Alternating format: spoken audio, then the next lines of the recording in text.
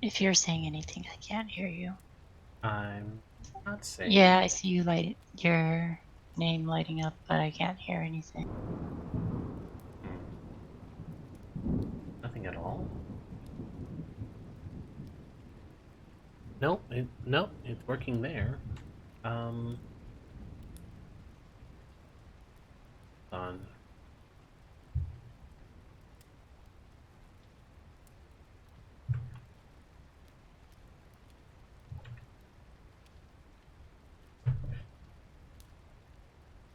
Reconnect.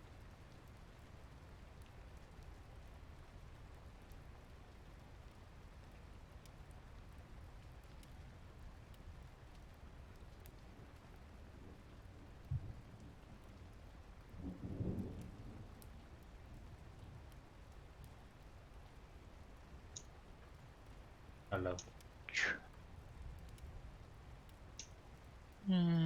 Nope, that didn't do it.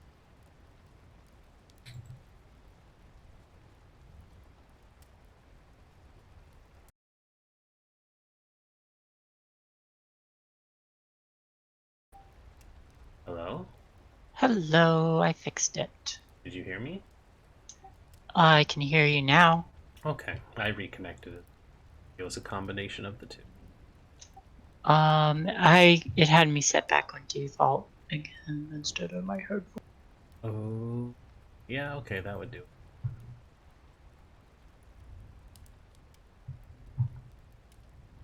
Wow, Forge Breaker's channel is faster getting app announcements than ours is. Did they get out in an They just said we went live. email? I have the other announcement things yet, but that's good. Okay.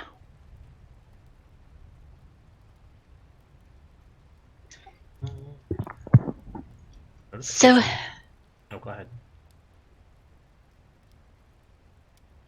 Saying how are you? I'm good. Very unproductive. It was just relaxing. I got to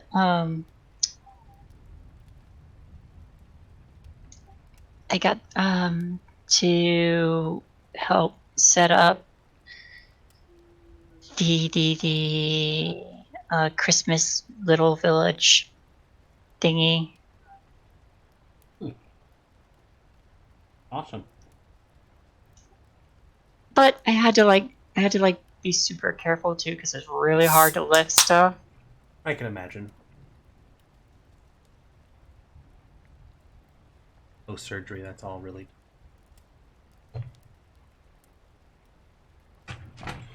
I used to be unable to sit up.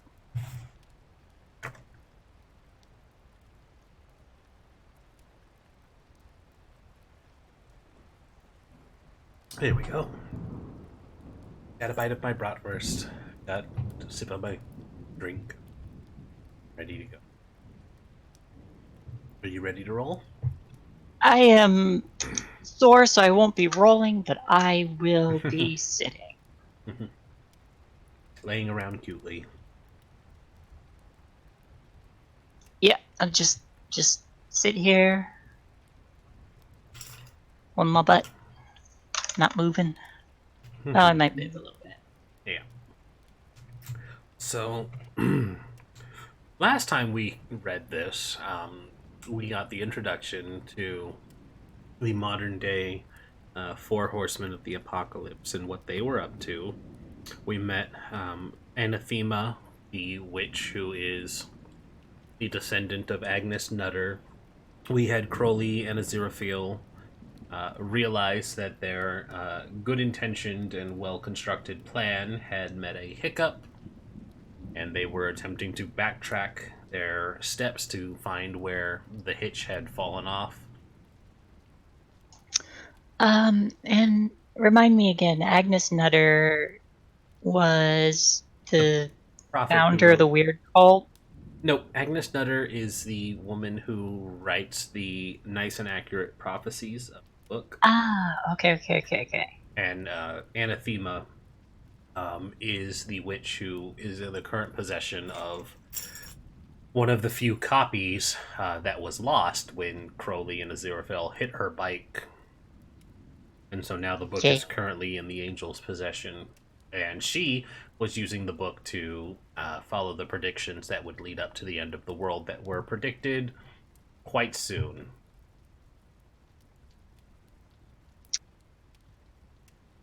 Yeah. Got it. So, with that being said, we'll jump right back in. At least where I remember, because it's been like, what, 3 weeks? Oh gosh. 2 or 3? Yeah. It's been a while. It's been a hot minute. Aziraphale's cocoa was stone cold. The only sound in the room was the occasional turning of a page. Every now and again, there was a rattling at the door when prospective customers of intimate books next door mistook the entrance. He ignored it. Occasionally, he would very nearly swear. Anathema hadn't really made herself at home in the cottage. Most of her implements were piled up on the table. It looked interesting. It looked, in fact, as though a voodoo priest had just had the run of a scientific equipment store. Brilliant, said Adam, prodding at it. What's the thing with the 3 legs? It's a theodolite, said Anathema from the kitchen. It's for tracking ley lines. What are they, then? Said Adam. She told him. For, he said, are they? Yes. All over the place? Yes. I've never seen 'em. Amazing. There being all these invisible lines of force around, and me not seeing 'em. Adam doesn't often listen, but he spent the most enthralling 20 minutes of his life, or at least of his life that day. He didn't often listen, but he spent. Okay, weird sentence structure. No one in the young household so much as touched wood or threw salt over their shoulder. The only nod in the direction of the supernatural was a half hearted pretense. When Adam had been younger, that Father Christmas came down the chimney. Asterisk.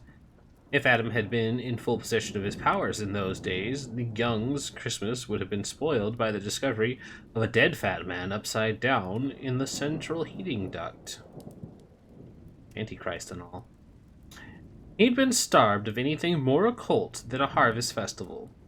Her words poured into his mind like water into a quire of blotting paper.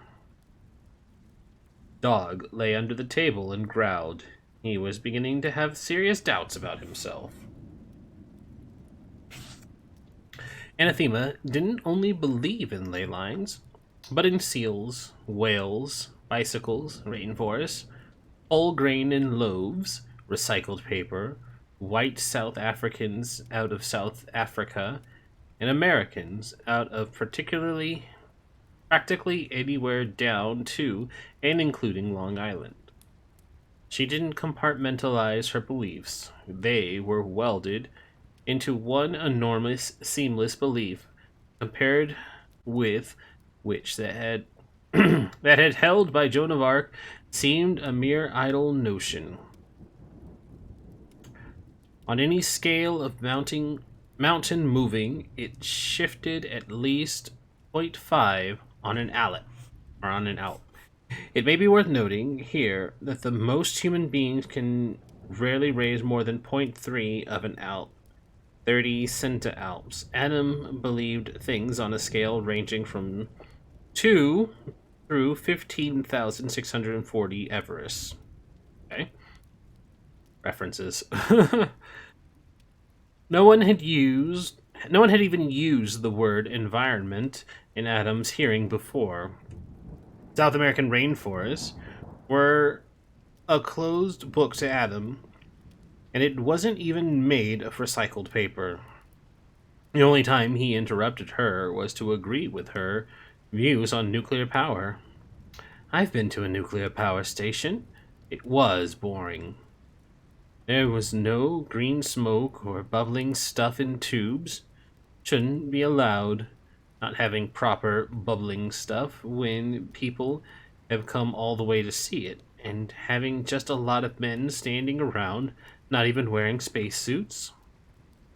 They do all the bubbling after visitors have gone home, said Amathema grimly. Huh, said Adam.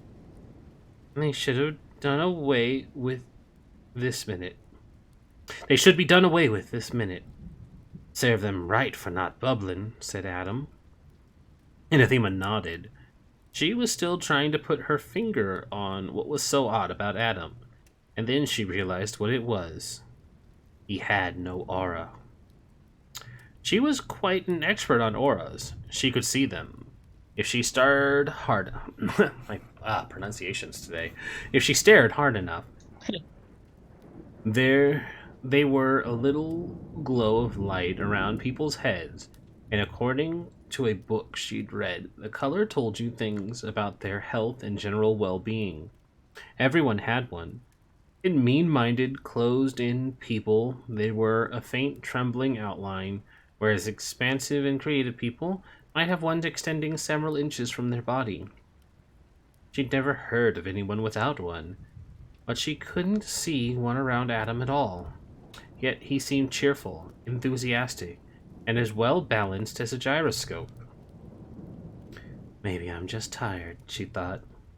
Anyway, she was pleased and gratified to have such a rewarding student, and even loaned him some copies of New Aquarian Digest, a small magazine edited by a friend of hers. It changed his life.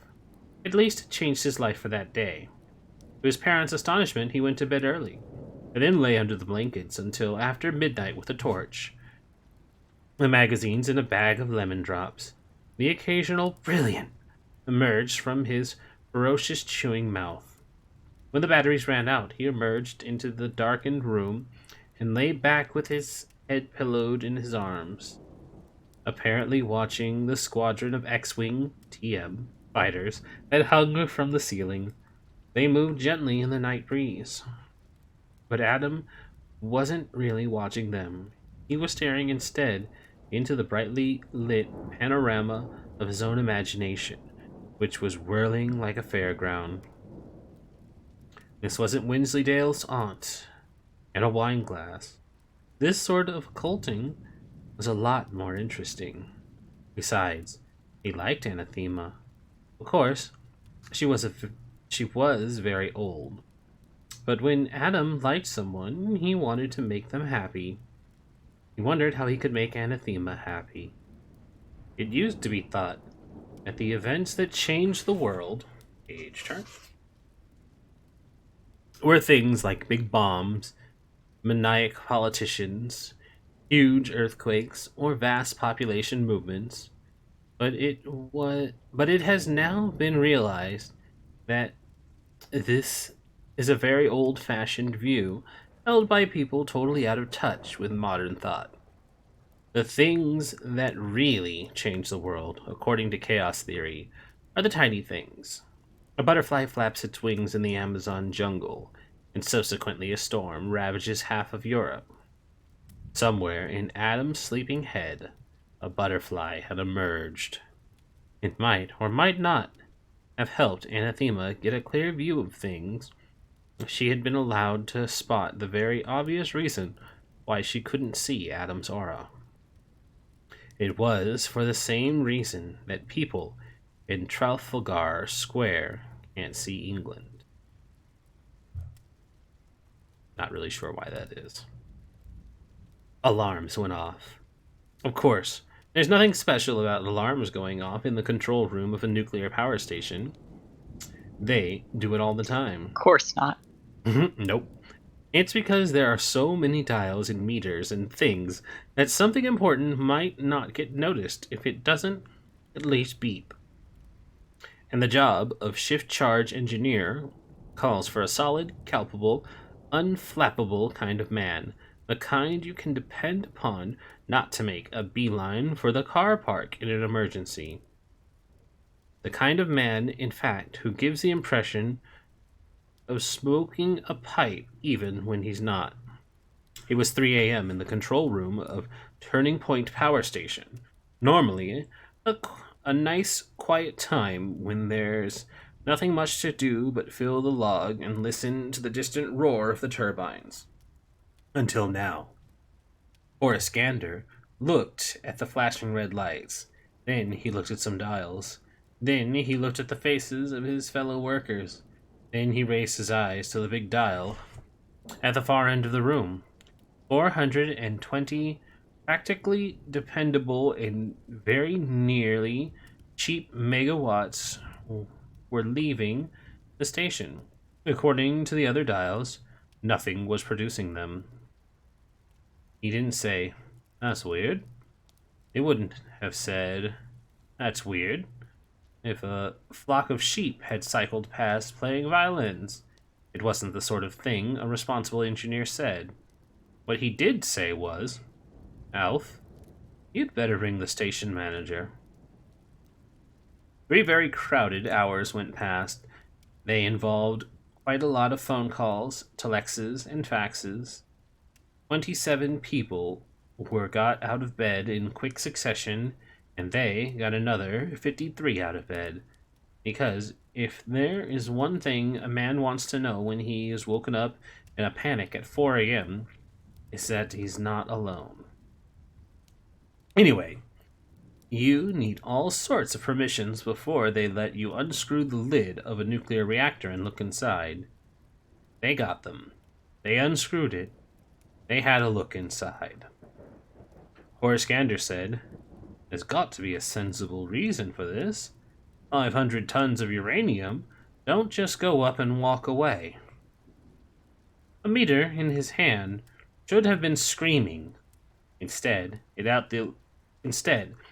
let out the occasional half-hearted tick. Where the reactor should have been was an empty space. You could have had quite a nice game of squash in it. Right at the bottom, all alone in the center of the bright cold floor, was a lemon drop. Outside, in the cavernous turbine hall, the machines roared on. And, 100 miles away, Adam Young turned over in his sleep. Huh. We were closer to a chapter That's break weird. than I thought. Thought we had more to read when we last. Oh, that was 3.5 pages. So there's just a bunch of uranium missing. No, it's not missing. Okay. But it's gone. He's the Antichrist. He can just make it disappear.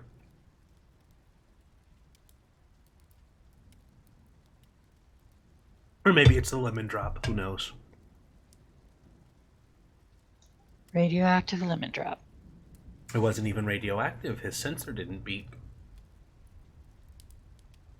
I wouldn't eat it. It's probably still bad for you. Friday.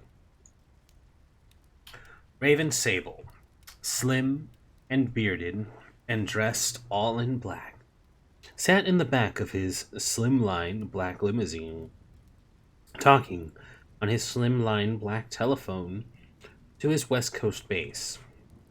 "How's it going?" he asked. "Looking good, Chief," said his marketing head. "I'm doing breakfast with the buyers from all the leading supermarket chains tomorrow. No problem.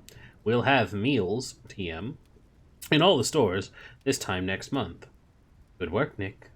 No problem, no problem. It's knowing you're behind us, Rave. You give great leadership, guy. Works for me every time.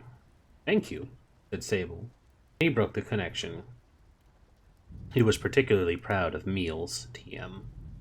The Nutrition Corporation had started small, 11 years ago. A small team of food scientists, a huge team of marketing and public relation personnel, and a neat logo.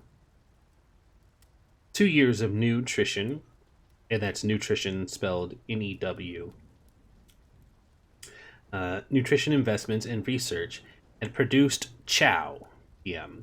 Chow TM contained spun, plated, and woven protein molecules, captain coated, carefully designed to be ignored by even the most ravenous digestive tract enzymes. No cal sweeteners, mineral oils replacing vegetable oils, fibrous materials, coloring and flavoring. The end result was a foodstuff almost indistinguishable from any other, except for two things. Firstly, the price, which was slightly higher, and secondly, the nutritional content, which was roughly equivalent to that of a Sony Walkman. It didn't matter how much you ate, you lost weight. TM, or asterisk, and hair, and skin tone, and, if you ate enough of it long enough, vital signs. The fuck kind of food is this? It's famine. Thanks, famine. Fat people had bought it.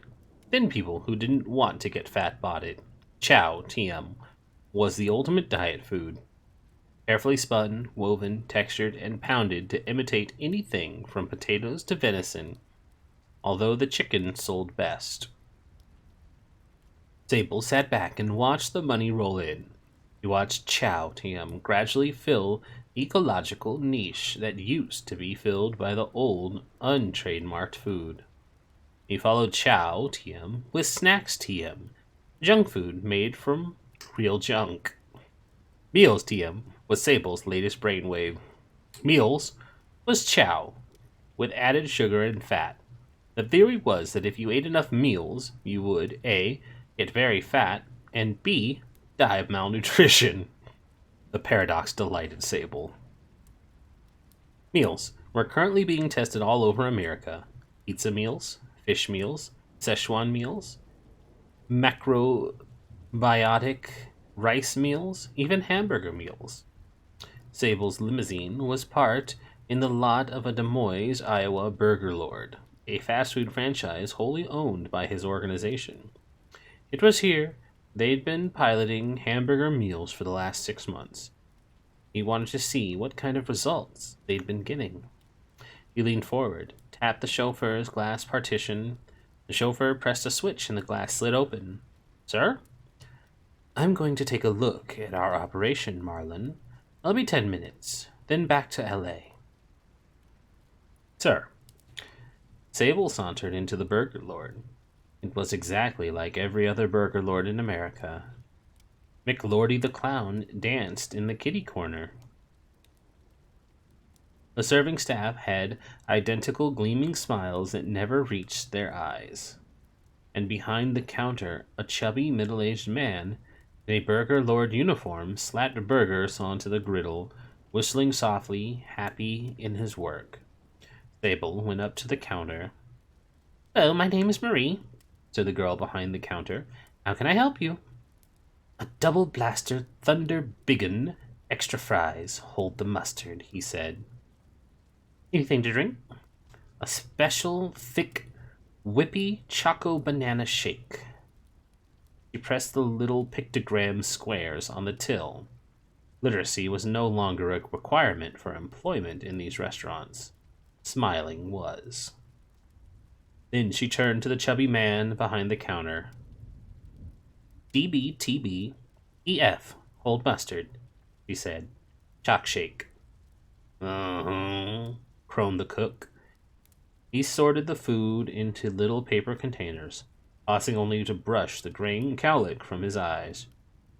"Here you are," he said. She took them without looking at him.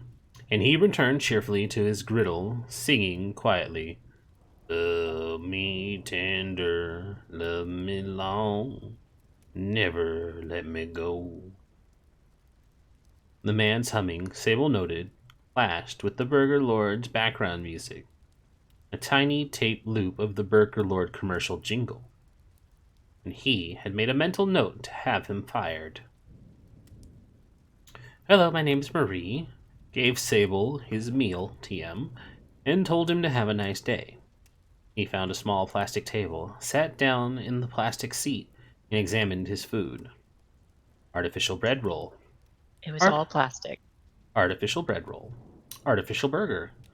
Fries that had never even seen potatoes. Foodless sauce. Even, and Sable was especially pleased with this, an artificial slice of dill pickle. He didn't bother to examine his milkshake. It had no actual food content. But then again, neither did those sold by any of his rivals. All around him, people were eating their unfood with, if not actual evidence of enjoyment, then with more actual disgust than was to be found in burger chains all over the planet.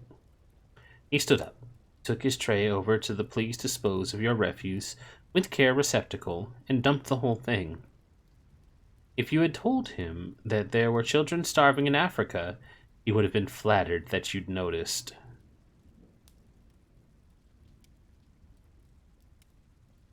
Nothing? No chuckle?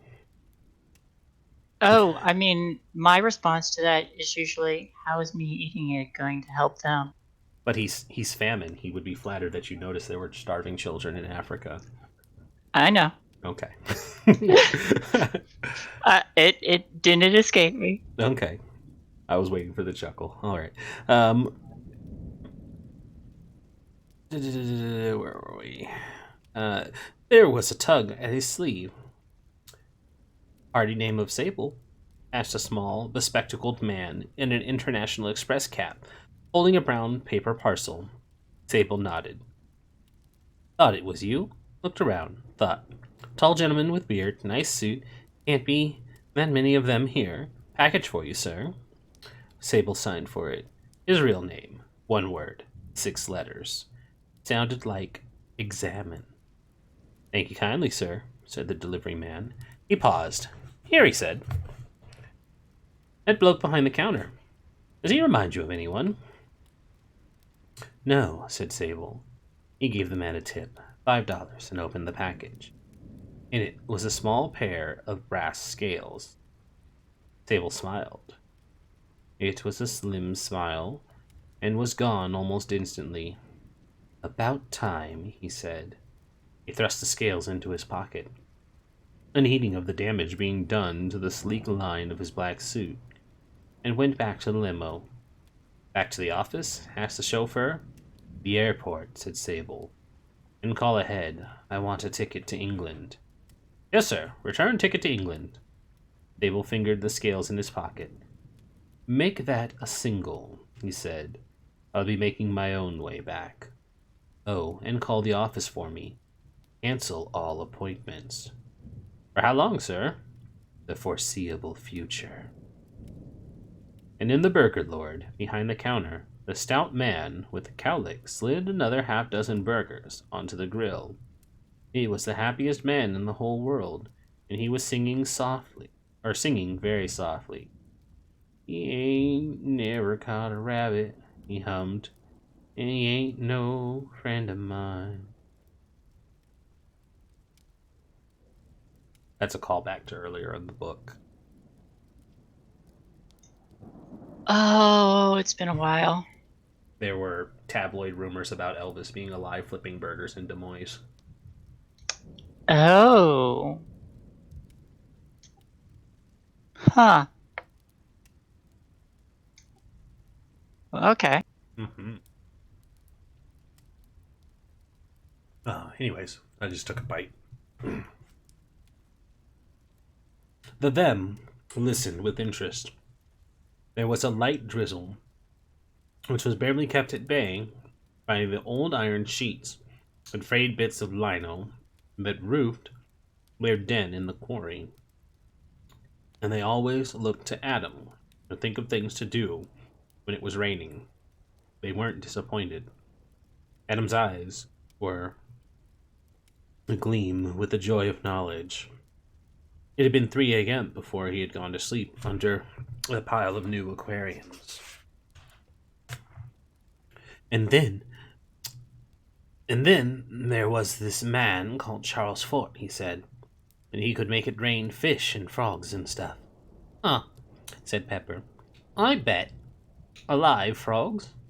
Oh, yes, said Adam, warming to his subject, hopping around and croaking and everything.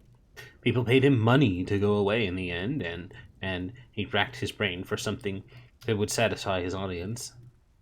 He'd done, for Adam, a lot of reading in one go, and he sailed off in the Mary Celeste and founded the Bermuda Triangle.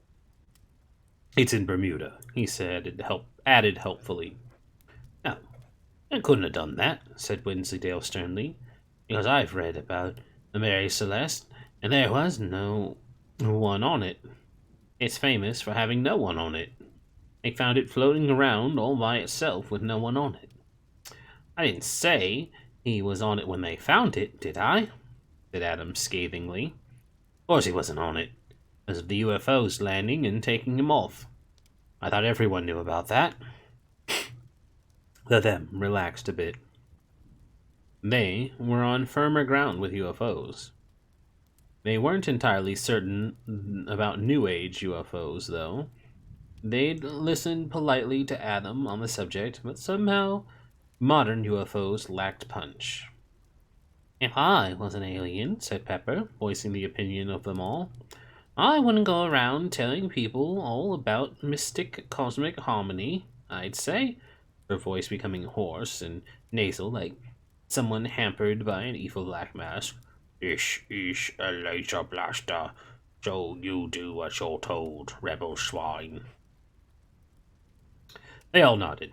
A favorite game in Quarry had been based on a highly successful film series with lasers, robots, and a princess who wore her hair like a pair of stereo headphones, TM. It had been agreed, without a word being said, that if anyone was going to play the part of any stupid princesses, it wasn't going to be Pepper. But the game normally ended in a fight to be the one who was allowed to wear the coal scuttle, TM. I don't know what a coal scuttle is, must be British. And blow up Never heard of planets. it. Yeah. It's alright. But they blow up planets, apparently. Adam was best at it. When he was the villain, he really sounded as if he could blow up the world. The them were, anyway, temperamentally on the side of planet destroyers, provided they could be allowed to rescue princesses at the same time. I expect that's what they used to do, said Adam, but now it's different. They all have this bright blue light around them and go around doing good. Sort of galactic policemen going around telling everyone, live in universal harmony and stuff. There was a moment's silence while they pondered this waste of perfectly good UFOs. What I've always wondered, said Ryan, is why they call them UFOs when they know they're flying saucers. I mean, they're identified flying objects, then. It's because the government hushes it all up, said Adam. Billions of flying saucers landing all the time, and the government keeps hushing it up. Why? Asked Wensleydale. Adam hesitated. His reading hadn't provided a quick explanation for this. New Aquarium just took it as the foundation of belief, both of itself and its readers, that the government hushed everything up. "'Cause they're the government," said Adam simply. "That's what governments do. They've got this big building in London full of books of all the things they've hushed up. When the Prime Minister gets in to work in the morning, the first thing he does is go through the big list of everything that's happened in the night and put a big red stamp on them. I bet he has a cup of tea first, and then reads the paper," said Wensleydale, who had, on one memorable occasion during the holiday, gone unexpectedly into his father's office, where he had formed certain impressions, and talks about what's on TV last night. I hate Winslow. Little shit. I don't actually hate him. He just sounds like a turd. Well, alright. But after that, he gets out the book and the big stamp, which says, "Hush it up," said Pepper. "It says top secret," said Adam, resenting this attempt at bipartisan creativity. "It's like nuclear power stations. They keep blowing up all the time, but no one ever finds out, because the government hushes it up." It's weird because nuclear power plants are actually, like, really safe. It's just that we've had a few It small it's incidents it's when it happens, that they're bad. it's really bad. Hmm. Yeah. It doesn't happen Well, it was like a lot. it was like Chernobyl was bad because it was a monumental person fuck up, and I think 3 Mile Island was as well. But then it's like, every other instance, it's like, no, they don't. It doesn't happen, and they're usually fine. But yeah, when they happen, they're bad, real bad, and that's why most people take great lengths and effort to make them not be bad.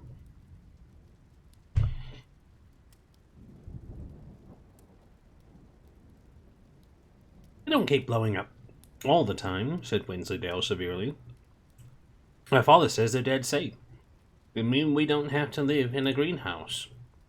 Anyway, there's a big picture of one in my comic. It doesn't say anything about it blowing up." "Yes," said Brian. "But you lent me that comic afterwards, and I know what type of picture it was." Wensleydale hesitated. Then he said in a voice heavy with badly tried patience, "Brian, just because it says exploded diagram." There was the usual brief scuffle. "Look," said Adam severely, "do you want me to tell you about the Aquarian age or not?" The fight, never very serious amongst the siblinghood of the them, subsided. "Right," said Adam. He scratched his head. "Now you've made me forget what I've got to." Blanked. "Flying saucers," said Brian. "Right, right.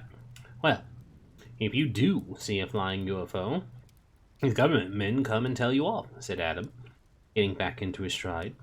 "A big black car, and happens all the time in America." The them nodded sagely. Of this, at least, they had no doubt. America was, to them, the place that good people went to when they died. They were prepared to believe that just about anything could happen in America. "Probably causes traffic jams," said Adam. "All these men in black cars going about telling people off for seeing UFOs. They tell you that if you go on seeing them, you'll have a nasty accident." "Well, you just get run over by a big black car," said Brian, picking at his scab on a dirty knee. He brightened up. "Do you know," he said, "my cousin said that in America there's shops that sell 39 different flavors of ice cream." This even silenced Adam briefly. They're all vanilla.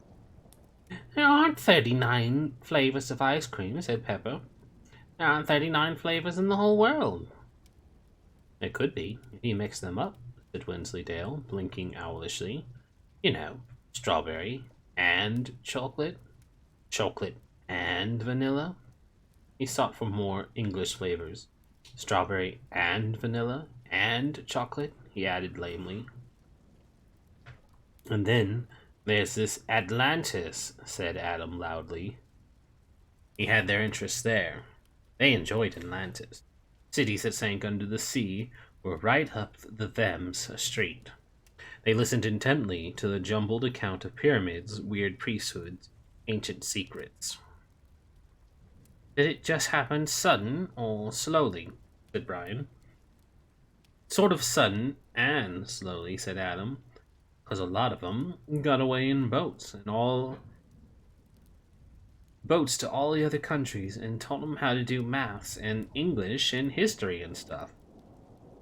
Don't see what's so great about that, said Pepper. Would have been good fun when it was sinking, said Brian wistfully, recalling that one occasion when Lower Tadfield had been flooded. You will deliver in the milk and newspaper by boat, no one having to go to school. If I was an Atlantean, I'd have stayed, said Wensleydale. This was greeted with disdainful laughter, but he pressed on. You'd just have to wear a diver's helmet, that's all, and nail all the windows shut and fill the houses with air. It would be great.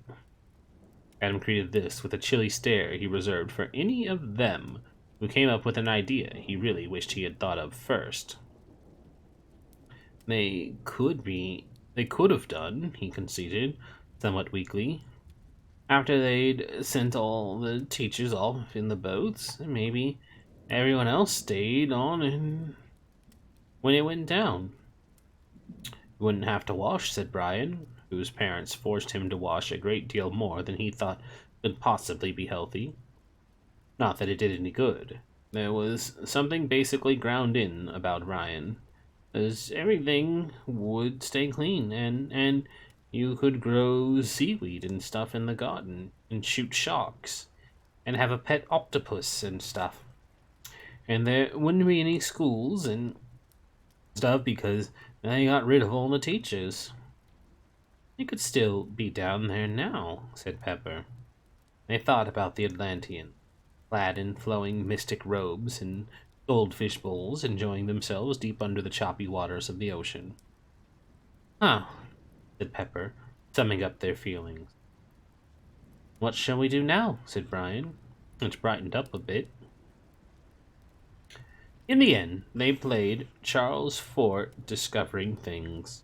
This consisted of one of them walking around with the ancient remains of an umbrella, while the others treated him to a rain of frogs, or rather, frog.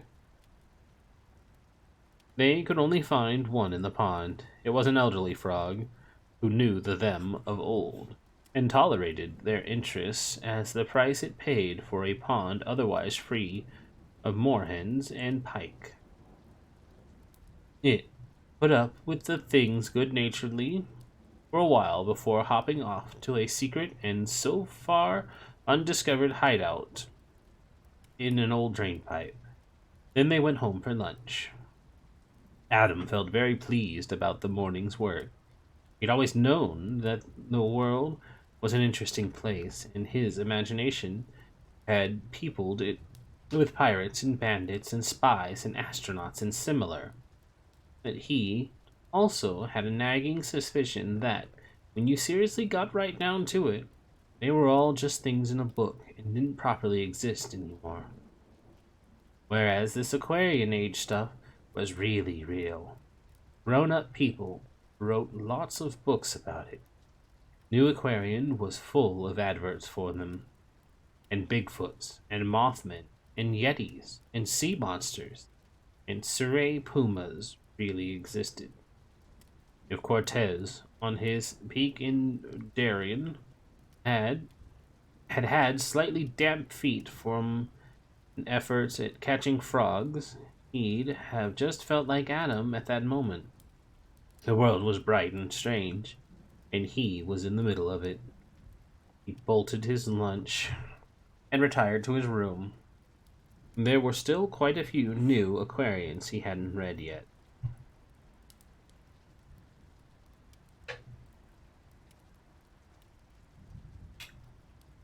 Yep.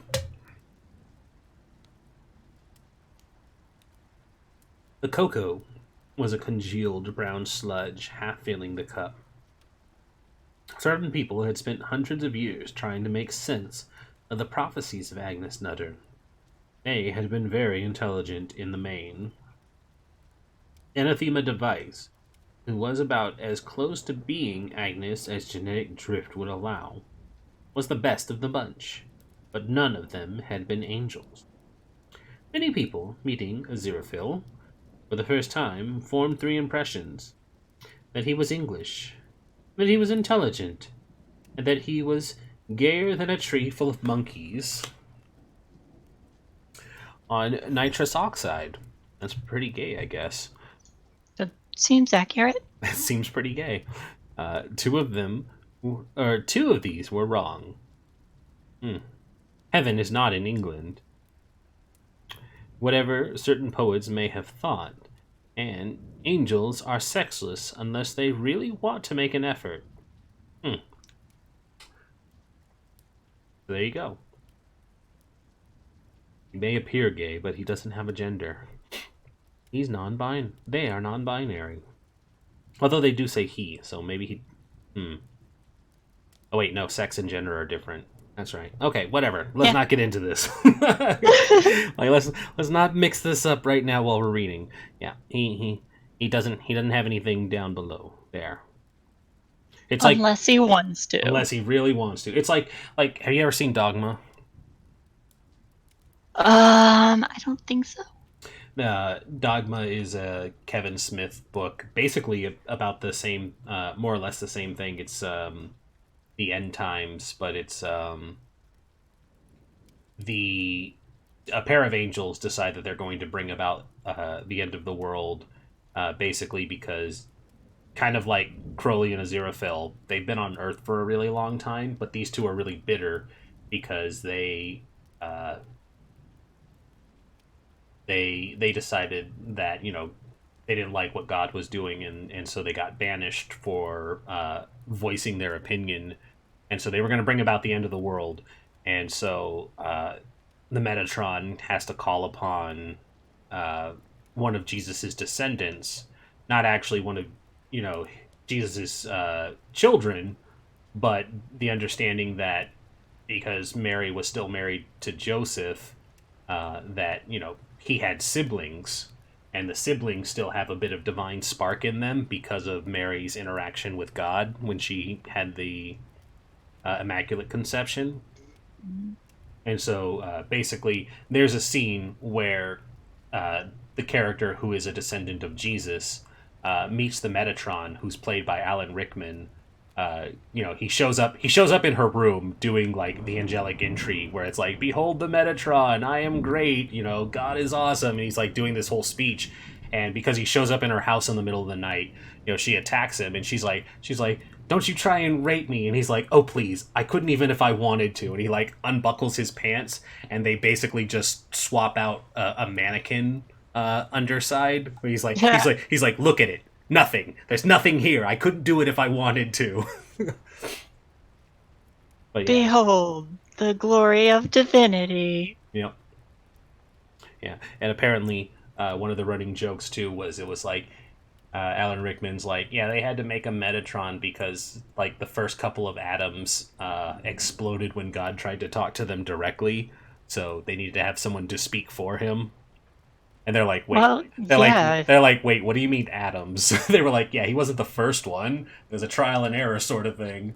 I was like, I mean, oof. of course, if you look at God directly, you explode. Yeah. And so it's like, yeah, hearing him makes your head pop.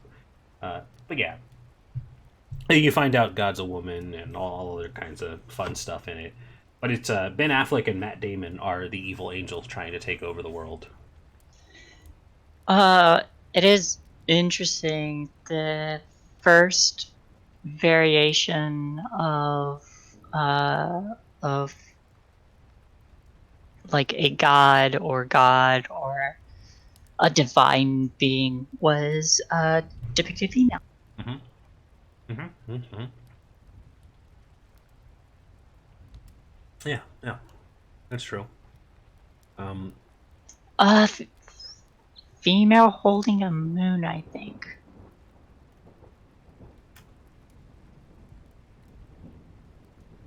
But that's actually not too surprising because, pre-civilization, um, women were always the ones making the decisions because all the men went out hunting. yeah, they were the ones keeping the villages and stuff up and running because the hunters would be gone for long Yeah, periods of time. It makes sense. yep. But they would make the rules and decisions for the tribes and everything. And I think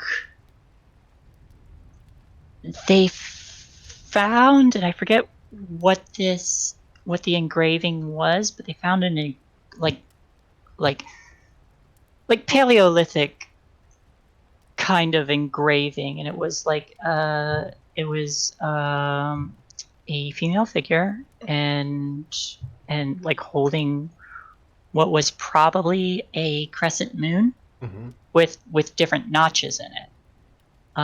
But it was like so weathered and eroded that it was really hard to tell.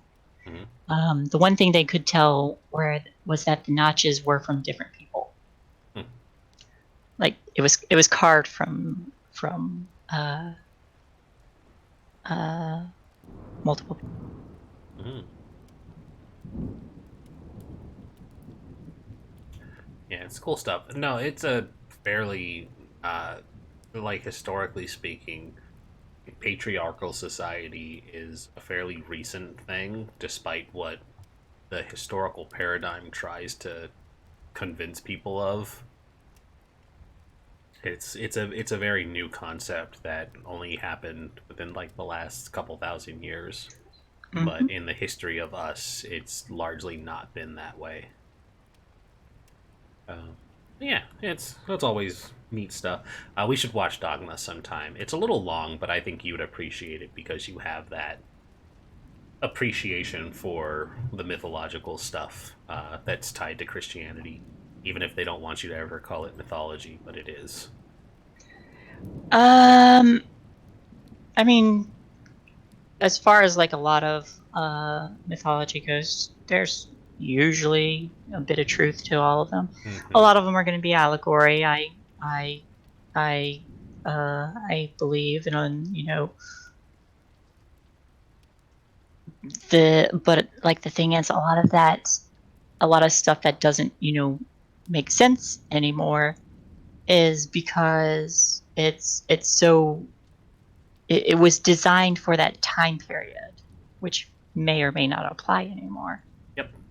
That's how I I think always. there's That's why I always roll my eyes at the people who are like, the creation myth is dumb and doesn't make sense. It's like 7 days doesn't have to be literal. It is an allegory, guys. yeah, there's gosh, what is this? Um shoot, shoot. There's a myth that was just on the tip of my tongue that I could think of, but I lost it. But it pertained to this, I swear. Anywho. Yep. We went on a little tangent. Right, let's get back to it.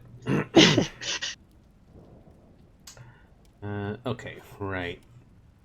Um, genderless, but he was intelligent. And it was an angelic intelligence which, while not being particularly higher than human intelligence, was much broader and has the advantage of having thousands of years of practice. Aziraphale was the first angel ever to own a computer. It was a cheap, slow, plasticky one, much touted as ideal for the small businessman. Aziraphale used it religiously for doing his accounts, which were so scrupulously accurate that the tax authorities had inspected him 5 times in the deep belief that he was getting away with murder somewhere. But these other calculations were of a kind no computer could ever do. Sometimes he would scribble something on a sheet of paper by his side. It was covered in symbols which only 8 other people in the world would have been able to comprehend. 2 of them had won Nobel Prizes. One of the other 6 dribbled a lot and wasn't allowed anything sharp because of what he might do with it. Oh, and the other 6 dribbled a lot and wasn't allowed. Oh, one of the other. I don't know. I don't know who that's supposed to be referencing. Maybe they're just crazy? I don't know. Anathema lunched on miso soup and pored over her maps. There was no doubt the area around Tadfield was rich with ley lines. Even the famous Rev Watkins had identified some. But unless she was totally wrong, They were beginning to shift position. She'd spent the week taking soundings with the theodolite and the pendulum, and the ordnance survey maps on the Tadfield area was now covered with little white dots and arrows. She stared at them for some time. Then she picked up a felt-tipped pen and, with occasional references to her notebook, began to join them up. The radio was on. She wasn't really listening, though quite a lot of the main news items passed right by her unheeding ears. And it wasn't until a couple of key words filtered down into her consciousness that she began to take notice. Someone called a spokesman sounded close to hysteria. "Danger to employees or the public," he was saying. "And previously, how much nuclear material has escaped?" said the interviewer. There was a pause.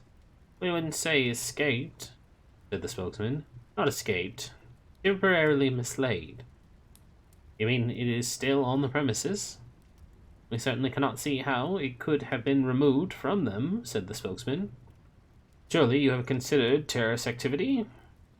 There was another pause. And then the spokesman said, in the quiet tones of someone who has had enough and is going to quit after this and raise chickens somewhere, "Yes, I suppose we must. What we all need to do is find some terrorists who are capable of taking an entire nuclear reactor out of its can while it's running and without anyone noticing. It weighs about 1,000 tons and is 40 feet high, so they'll be quite strong terrorists. Perhaps you'd like to ring them up, sir, and ask them questions in that superfluous, accusatory way of yours." Wow, he really is done with that guy's shit. "But you said the power station is still producing electricity," asked the interviewer. "It is. How can it still be doing that if it hasn't got any reactors?" You could see the spokesman's mad grin, even on the radio. You could see his pen poised over the "Arms for Sale" column in Poultry World. "We don't know," he said. "We were hoping you clever buggers at the BBC would have an idea." Anathema looked down at her map. What she had been drawing looked like a galaxy, or the type of carving seen on the better class of Celtic monolith. The ley lines were shifting. They were forming a spiral. It was centered loosely on some margin of error, nevertheless centered on Lower Tadfield. Several thousand miles away, at almost the same moment as Anathema was staring at her spirals, the pleasure cruiser Morbely was aground in 300 fathoms of water. For Captain Vincent, this was just another problem. For example, he knew he could contact the owners, but he never knew from day to day, or from hour to hour, in this computerized world, exactly who the current owners were. Computers. That was the bloody trouble. The ship's papers were computerized, and it could switch to the most currently advantageous flag of convenience in microseconds. Its navigation had been computerized as well, constantly updating its position by satellites. Captain Vincent had explained patiently to the owners, whoever they were, that several hundred square meters of steel plating and a barrel of rivets would be a better investment, and had been informed that his recommendation did not accord with current cost-benefit predictions. Captain Vincent strongly suspected that despite all of its electronics, the ship was worth more sunk than afloat, and would probably go down as the most perfectly pinpointed wreck in nautical history. By inference, this also meant that he was more valuable dead than alive. He sat at his desk quietly leafing through international maritime codes, whose 600 pages contained brief yet pregnant messages designed to transmit the news of every conceivable nautical eventuality across the world with the minimum of confusion and, above all, cost.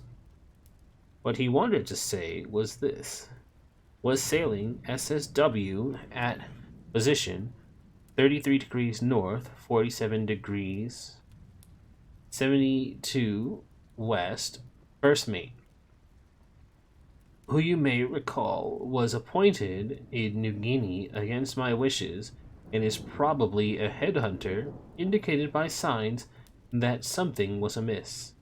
It appears that quite a vast expanse of seabed has risen up in the night. It contains a large number of buildings, many of which appeared pyramid like in structure. We are aground in the courtyard of one of these. There are some rather unpleasant statues. Amiable old men in long robes and diving helmets have come aboard the ship and are mingling happily with the passengers who think we organize this. Please advise. His questing finger moved slowly down the page and stopped. Good old international codes. They'd been devised 80 years before. The men in those days had thought about the kind of perils that might possibly be encountered in the deep. He picked up his pen and wrote down XXXV UVVX. Translated, it meant, have found lost continent of Atlantis. High priest has just won coitus. Quates contest. Not coitus. Quates contest. Quoits. Quates. What's quates? Quates. I don't know. I liked coitus better. Yeah, has won coitus contest. I mean, it's on a cruise ship, so you never know. It's just a huge orgy going on Yeah, on deck. It's a huge orgy with Atlantean priests. It's all ceremonial. I mean, that's what happened on our cruise, right? You remember all the orgies. Uh huh. Mm-hmm. And Atlantis coming up. And Atlantis coming up. Orgies in Atlantis. It jolly well isn't. It jolly well is. It isn't, you know. It jolly well is. It isn't, all right. Then, what about volcanoes? Wensleydale sat back, a look of triumph in his face. What about 'em? Said Adam. All that lather comes up from the center of the earth, where it's all hot, said Wensleydale. I saw a program. It had David Attenborough, so it's true. The other them looked at Adam. It was like watching a tennis match. A hollow earth theory was not going over well in the quarry. A beguiling idea that had stood up to the probings of such remarkable thinkers as Cyrus Reed Teed, Bulwer Lytton, and Adolf Hitler were bending dangerously in the wind of Wensleydale's searingly bespectacled logic. It didn't say it was hollow all the way through, said Adam. No one said it was hollow all the way through. It probably goes down miles and miles to make room for all the lather and oil and coal in Tibetan tunnels and such like. But then it's hollow after that. That's what people think. And there's a hole at the North Pole to let the air in. That's actually a weird one too, because there are there's evidence showing that there are some weird things that happen in the North and South Pole. Um, Basically, they're like no fly and no travel zones, and there's weird magnetic patterns that kind of suggest that there's like a donut kind of opening at the two sides. And the people who believe in the Hollow Earth stuff are like, yeah, that up in the North Pole, the reason that you can't run boats and fly through there is because there's a very clear opening that they're trying to cover up.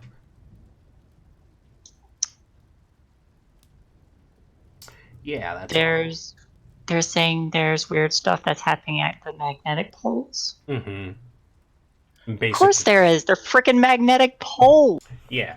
But what I mean is, like, there's people who, because you're not allowed to travel through that area, they're like, the world governments don't want you going there because of reasons XYZ. Like, this isn't just a thing contained in the book. Like, there are people who still believe it right now, and they're like, yeah, this shit has been going on forever, and they think that up in the North Pole there's an entrance that'll get down to the Hollow Earth. Like, even just like the way they map the currents and stuff up there, they're like, the patterns don't make sense. There's something navigating the directions around and weird shit. But anyways, it's another tangent for another time. A hole at the North Pole to let the air in. Never seen it on an atlas, sniffed Wensleydale. Government won't let 'em put it on a map in case people go and have a look. See? said Adam. The reason being, the people living inside don't want people looking down on 'em all the time. What you mean Tibetan tunnels? Said Pepper. You said Tibetan tunnels. Ah, didn't I tell you about them? The three heads shook. It's amazing. You know, Tibet? They nodded doubtfully. A series of images had risen in their minds. Yaks, Mount Everest, people called Grasshopper, a little old man sitting on mountains, other people learning kung fu in ancient temples, and snow. Well, you know, all those teachers that left Atlantis when it sunk. They nodded again. Well, some of them went to Tibet, and now they run the world. They are called the Secret Masters. On account of being teachers, I suppose. And they've got this secret underground city called Shambhala, and tunnels that go all over the world, so they know everything that goes on and control everything. Some people reckon that they really live under the Gobi Desert, he added loftily. But most competent authorities reckon it's Tibet, all right. Better for the tunneling, anyway. The them instinctively looked down at the grubby, dirt-covered chalk beneath their feet. How come they know everything? Said Pepper. They just have to listen, right? Hazarded Adam. They just have to sit in their tunnels and listen. You know what hearing teachers have. They can hear a whisper right across the room. My granny used to put a glass against the wall, said Ryan. They said it was disgusting, the way she could hear everything that went on next door. And these tunnels go everywhere, do they? Said Pepper, still staring at the ground. All over the world, Adam said firmly. Must have took a long time, said Pepper doubtfully. You remember when we tried digging that tunnel out in the field? We were at it all afternoon. You had to scrunch up to get all in. Yes, but they've been doing it for millions of years. You can do really good tunnels if you've got millions of years. I thought the Tibetans were conquered by the Chinese, and the Dalai Lama, and they spelled it daily, had to go to India, Yeah. said Wensleydale. But without much conviction, Wensleydale read his father's newspaper every evening. But the prosaic everydayness of the world always seemed to melt under the powerhouse of Adam's explanations. I bet they're under there now, said Adam, ignoring this. They'd be all over the place by now, sitting underground and listening. They looked at one another. If we dug down quickly, said Brian. Pepper was a lot quicker on the uptake groan.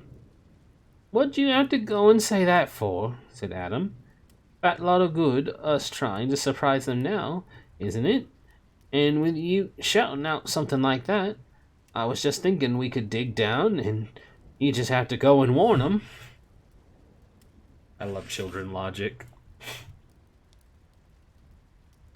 I don't think they'd dig all those tunnels, said Wensleydale doggedly. It doesn't make any sense. Tibetans, hundreds of miles away.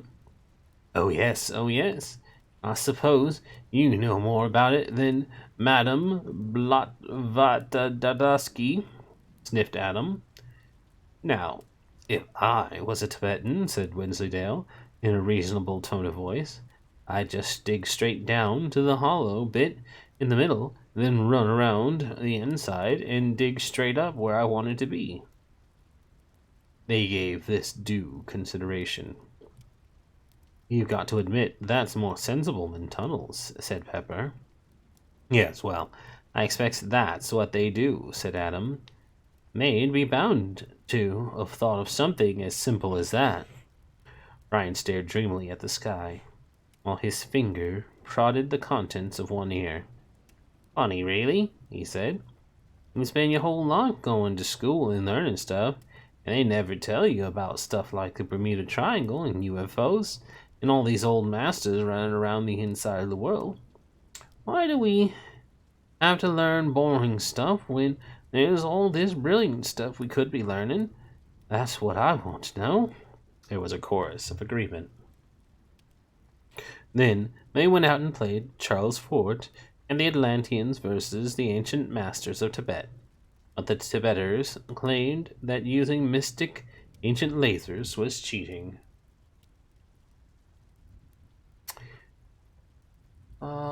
We're only at an hour. Okay. There was a time when witch-finders were respected, although it didn't last very long. Matthew Hopkins, for example, the witch-finder general, found witches all over the east of England in the middle of the 17th century, charging each town and village 9 pence a witch for every one he discovered. That was the trouble. Witch-finders didn't get paid by the hour.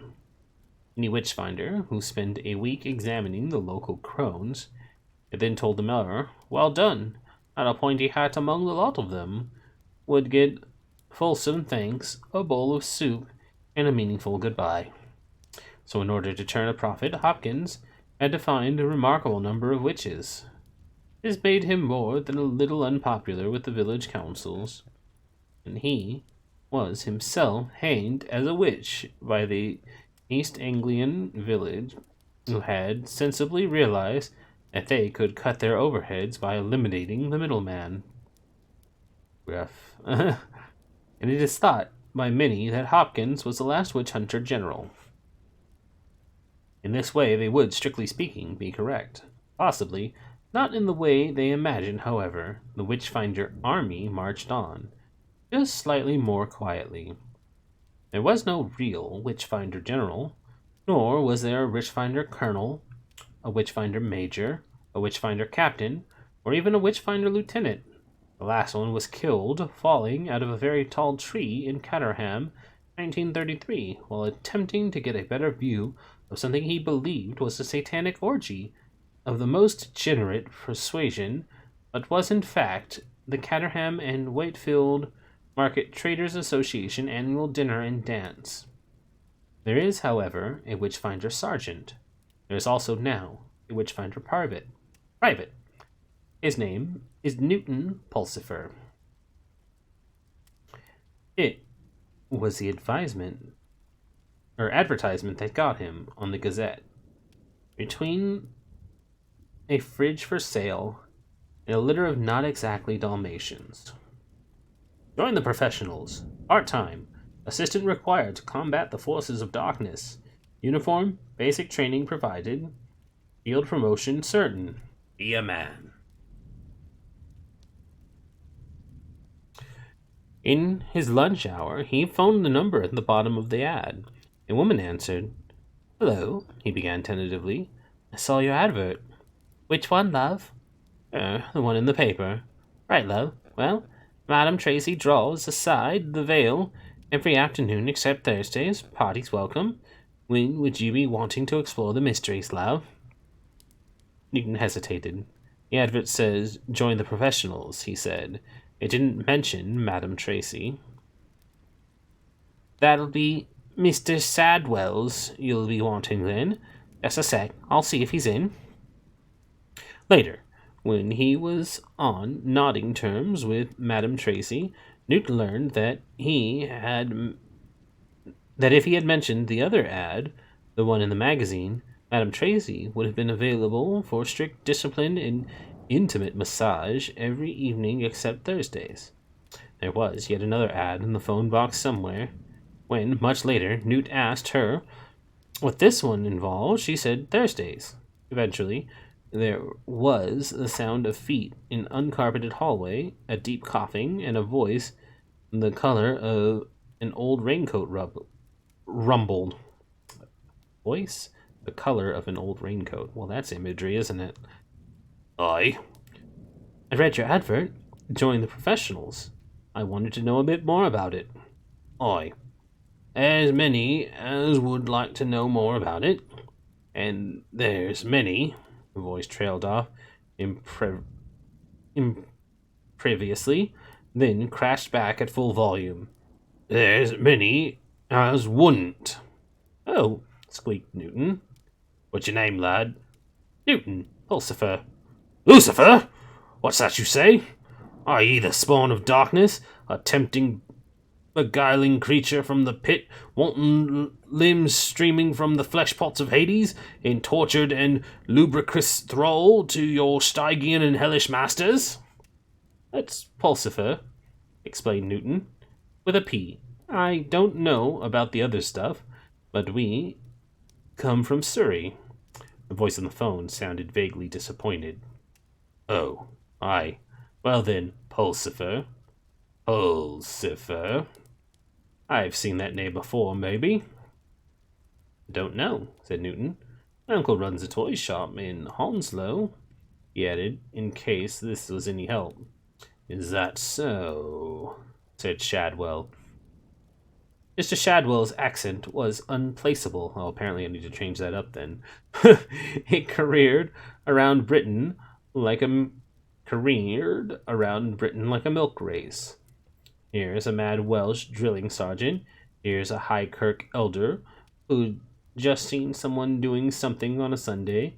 Somewhere between them, a dour Dayland shepherd, a bitter Somerset miser.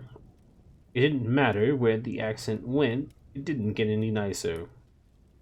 Have you all your own tea? Oh yes, except for fillings. Are ye fit? I suppose so, Newt stuttered. I mean, that was why I wanted to join the Territorials. Brian Potter in accounting and bench press almost 100 since he joined, and he was paraded in front of the Queen Mother.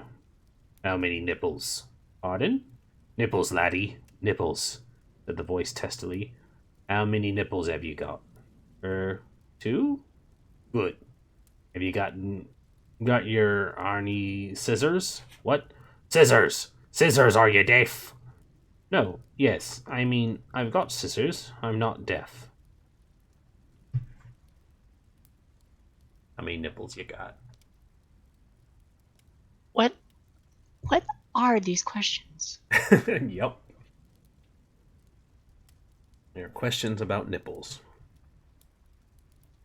The cocoa had nearly all solidified. Green fur was growing on the inside of the mug. There was a thin layer of dust on the Xerophil, too. Also, this is concerning because this has only happened in like the span of like 3 or 4 days. What is wrong with his cocoa that it is rapidly degenerating in the span of time? I'm concerned for his cocoa. No idea what he's using.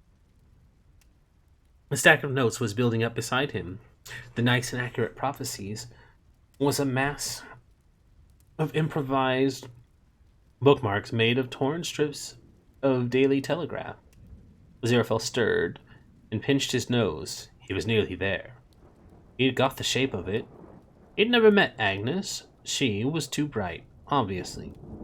Normally, heaven or hell spotted the prophetic types and broadcast enough noise on the same mental channel to prevent any undue accuracy. Actually, that was rarely necessary. They normally found ways of generating their own static in self-defense against the images that echoed around their heads. Poor old St. John. had his mushrooms, for example. Mother Shipton had her ale. Nostradamus had his collection of interesting oriental preparations. Saint Malachi had his still. Good old Malachi. He had been a nice old boy, sitting there dreaming about future popes. Complete piss artist, of course. He could have been a real thinker if it hadn't been for the Otine? Otine. A sad end. Sometimes you really had to hope that the inevitable plan had been properly thought out. Thought. There was something he had to do. Oh yes. Phone his contact. Get things sorted out. He stood up, stretched his limbs, made a phone call. Then he thought, why not? Worth a try. He went back and shuffled through his sheaf of notes. Agnes really had been good. And clever. No one was interested in accurate prophecies. Paper in hand, he phoned directory's inquiries. Hello? Good afternoon. So kind. Yes, this will be a Tadfield number, I think. Or lower Tadfield. Or possibly Norton. I'm not sure of the precise code. Yes, Young. Name of Young. Sorry, no initial. Oh, well, can you give me all of them? Thank you. Back at the table, a pencil picked itself up and scribbled furiously. At the third name, it broke its point. Ah, said Aziraphale, his mouth suddenly running on automatic, while his mind exploded. I think that's the one. Thank you. So kind. Good day to you. He hung up, almost reverentially, took a few deep breaths, and dialed again. The last 3 digits gave him some trouble, because his hand was shaking. He listened to the ringing tone, then a voice answered. It was a middle-aged voice.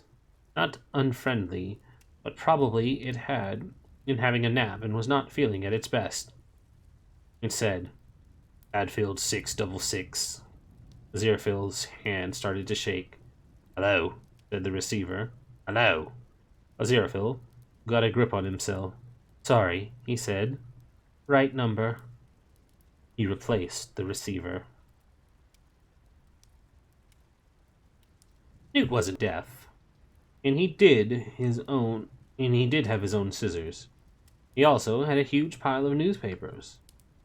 He had known that army life consisted chiefly of applying the one to the other. He used to muse. He would never have joined. Witchfinder Sergeant Shadwell had made him a list, which was taped to the wall in Shadwell's tiny, crowded flat, situated over Rajit's news agents and video rental. The list read, Witches, number 1. Number 2, Unexplainable Phenomenons, Phenomenatrices, Phenomenisms, Things ye ken well what I mean. Newt was looking for either. He sighed and picked up another newspaper, scanned the front page, opened it.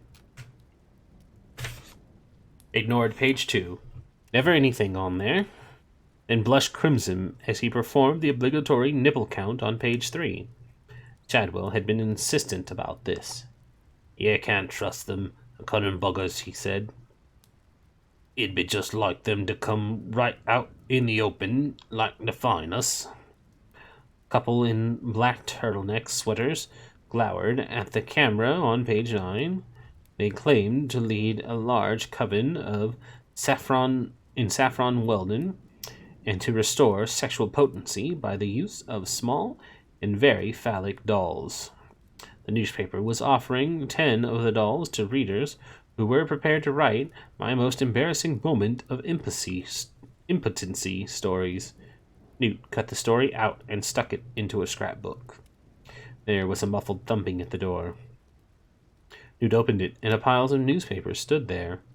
Shift yourself, Private Pulsifer, it barked, and it shuffled into the room. Newspapers fell onto the floor, revealing Witchfinder Sergeant Shadwell, who coughed painfully and relit his cigarette, which had gone out. You want to watch him? He's one of them, he said. Oh, sir. Take your ease, Private. Him, little brown feller, Mr. So-called Rajit. Wow, that is racist. It's them terrible foreign arts. The rubby squinty eyes, the little yellow gold, women with too many arms, witches, a lot of 'em. He does give us the newspapers free, though, Sergeant, said Newt. And they're not too old. And voodoo. I bet he does voodoo. Sacrificing chickens to that Baron Saturday. You know, tall, darky bugger in the top hat. Oh my god. Sorry, it's painful to read out loud. Yeah. Brings me. I just groan because this is a super old book, and it's a person who's even super older. But it's like, oh, bless his heart. He's dead, along with his dead racist ideals. Um, tall darky bugger in the top hat brings people back from the dead. I makes them work on the Sabbath day. Voodoo. Shadwell sniffed speculatively. Newt tried to picture Shadwell's landlord as an exponent of voodoo. Certainly, Mr. Rajit worked on the Sabbath. In fact, with his plump, quiet wife and plump, cheerful children, he worked around the clock. Never mind the calendar. Diligently filling the area's needs in a matter of soft drinks, white bread, tobacco, sweets, newspaper, magazines, and the type of top shelf pornography that made Newt's eyes water just to think about. The worst you could imagine Mr. Rajit doing with a chicken was selling it after the sell-by date. But Mr. Rajit's from Bangladesh, or India, or somewhere, he said. I thought voodoo came from the West Indies. Ah, said Witchfinder Sergeant Shadwell, and took another drag from his cigarette, or appeared to. Newt had never actually quite seen one of his superior's cigarettes. Never actually quite seen one of his superior. It was something to do with the way he cupped his hands. He even made the ends disappear when he'd finished with them. Ah, well, doesn't it? Hidden wisdom, lad. Inner military secrets of the Witchfinder Army. When you're all initiated proper, you'll know the secret truth. Some voodoo may come from the West Indies. I'll grant you that. Oh yes, I'll grant you that. But the worst kind, the darkest kind, that comes from, Bangladesh? Irka. Yes, lad, that's the word. Right out of me mouth. Bangladesh, exactly. Chadwell made the end of his cigarette vanish, and managed to furtively roll another, never letting paper or tobacco be seen. So, you got anything, Witchfinder Private? This is, Newton said, and held out the clipping. Chadwell squinted at it. Oh, them, he said. Load of rubbish. Call themselves bloody witches. I checked them out last year.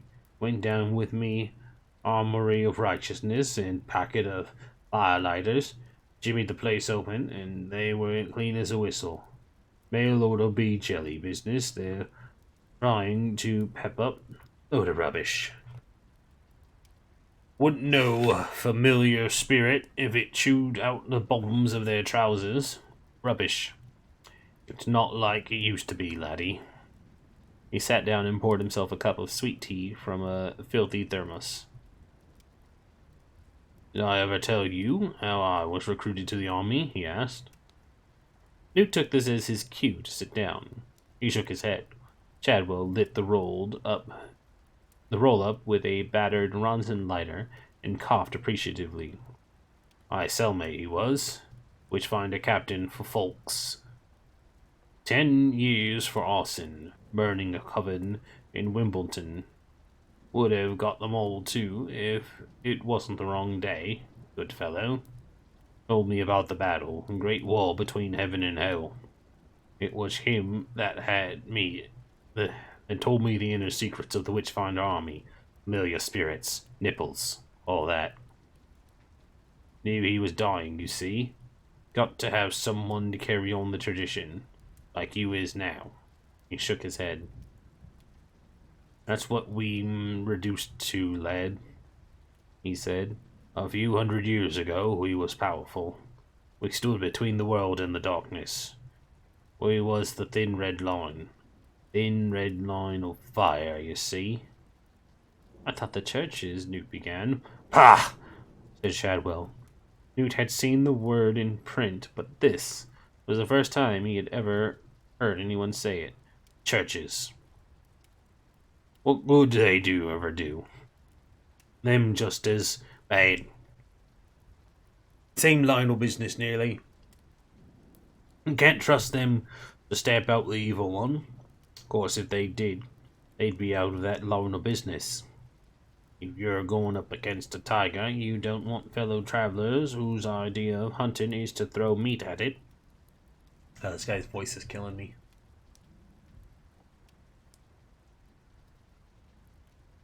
Nay, lad. Stay hydrated. Stay hydrated. Nay, lad, it's up to us against the darkness. Everything went quiet for a moment. Newt always... Excuse me. Newt always tried to see the best in everyone, but it had occurred to him shortly after joining the Witch's army, or the Witchfinder army, that his superior, another fellow soldier, was as well balanced as an upturned pyramid. Shortly, in this case, meant under 5 seconds. WA's headquarters was a fetid room with walls the color of nicotine, which is almost certainly what they were coated with, and a floor the color of cigarette ash, which was almost certainly what it was. There was a small square of carpet. Newt avoided walking on it if possible, because it sucked at his shoes. One of the walls had a yellowing map of the British Isles tacked onto it, with homemade flags sticking in it here and there, and most of them were within cheap day return fare of London. But Newt had stuck with it the past few weeks because, well, horrified fascination had turned into horrified pity, and then a sort of horrified affection. Shadwell had turned out to be about 5 feet high and wore clothes which, no matter what they actually were, always turned up even in your short-term memory as an old Macintosh. Okay. The old man may have had all of his own teeth, but only because no one else could possibly have ever wanted them. Just one of them, placed under the pillow, would have made the tooth fairy hand in its wand. Wow. He appeared to live entirely on sweet tea, condensed milk, hand-rolled cigarettes, and a sort of sullen internal energy. Shadwell had a cause, which he followed with the full resources of his soul and his pensioner's uncensory travel pass. He believed in it. It powered him like a turbine. Newton Pulsifer had never had a cause in his life, nor had he, as far as he knew, ever believed in anything. It had been embarrassing, because he quite wanted to believe in something, since he recognized that belief was the lifebelt that got most people through the choppy waters of life. He'd have liked to believe in a supreme God, although he'd have preferred a half-hour's chat with him before committing himself, to clear up 1 or 2 points. He'd sat in all sorts of churches, waiting for that single flash of blue light. And it hadn't come. And then he'd tried to become an official atheist, and hadn't got the rock-hard, self-satisfied strength of belief even for that. And every single political party had seemed to him equally dishonest. Yeah, that's how I feel. It's like they're all liars. And he'd given... Well, yeah. Mm-hmm. I can never understand how people feel one side is just genuinely more truthful than the other. It's like, no, both sides are manipulating you, and they know that they're exploiting that. Anyways.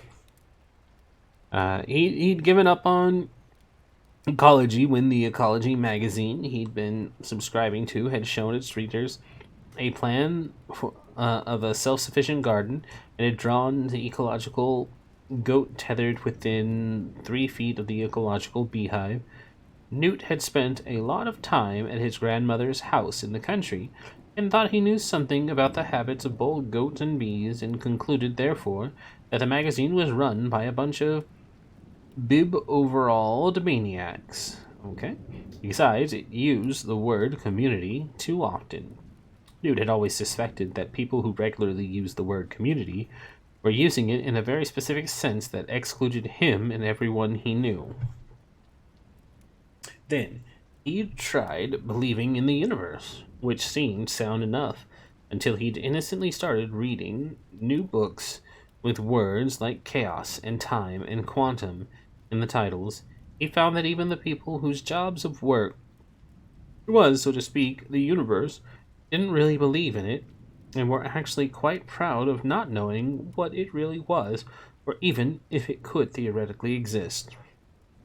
To Newt's straightforward mind, this was intolerable.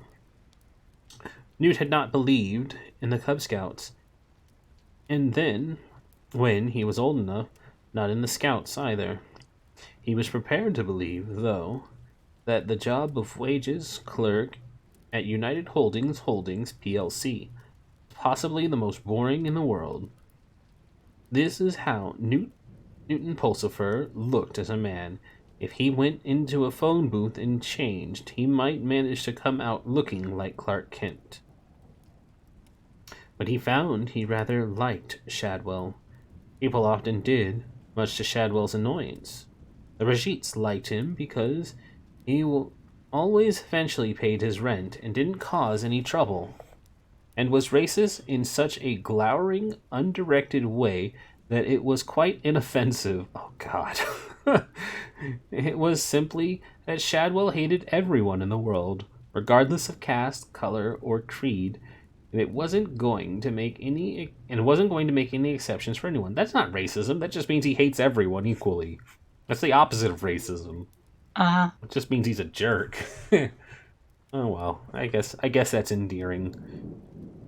Madame Tracy liked him. Newt had been amazed to find that the tenant of the other flat was a middle-aged, motherly soul, whose gentlemen callers called as much for a cup of tea and a nice chat as for a little discipline she was still able to exact. Ooh, she's that kind of madam. Sometimes, when he'd nurse a half-pint of Guinness on a Saturday night, Shadwell would stand in the corridor between their rooms and shout things like, "Whore of Babylon!" But she told Newt privately that she'd always felt rather gratified about this, even though the closest she'd been to Babylon was Torremolinos. It was like free advertising, she said. She said she didn't mind him banging on the wall and swearing during her seance afternoons either. Her knees had been giving her jipe, and she wasn't always up to operating the table wrapper, she said, so a bit of muffled thumping came in useful. On Sundays, she'd leave him a bit of dinner on his doorstep and another plate over top of it to keep it warm. He couldn't help liking Shadwell, she said. For all the good it did, though, she might as well be thicking bread pelts into a black hole. Newt remembered the other cuttings. He pushed them across the stained desk. "What are these?" said Shadwell suspiciously. "Phenomena," said Newt. "You said to look for phenomena. There's more phenomena than witches these days, I'm afraid." "Anyone been shooting hers with a silver bullet? The next day an old crone in the village is walking with a limp?" said Shadwell. "I'm afraid not. Any cows dropping dead after some woman's looked at 'em?" "No." "What is it then?" said Shadwell. He shuffled across the sticky brown cupboard and pulled out a tin of condensed milk. "Odd things happening," said Newt. He spent weeks on this. Shadwell had really let the papers pile up. Some of them went back for years. Newt had quite a good memory. Perhaps because in his 23 years, very little has happened to fill it up, and he had become quite expert on some esoteric subjects. Seems to be something new every day, said Newt, flicking through the rectangles of newsprint. Something weird has been happening to nuclear power stations, and no one seems to know what it is. And some people are claiming that the lost continent of Atlantis has risen. He looked proud of his efforts. Chadwell's penknife punctured the condensed milk tin. There was the distant sound of a telephone ringing. Both men instinctively ignored it. All the calls were for Madame Tracy, anyways, and some of them were not intended for the ear of man. Newt had conscientiously answered the phone on his first day, listened carefully to the question, said, Marks and Spencer's, 100% cotton Y fronts, actually, and had been left with a dead receiver. Okay. Shadwell sucked deeply. Ah, that's no proper phenomenon, he said. Can't see any witches doing that. They're more for the sinking of things, you keen. Newt's mouth opened and shut a few times. If we're strong in the fight against witches, we can't afford to be if we're strong in the fight against witchery, we can't afford to be sidetracked by this Stoiler thing, Shadwell went on. Haven't you got anything more witchcrafty? American troops have landed on it to protect it from things. Monute, a non-existent continent. Any witches on it?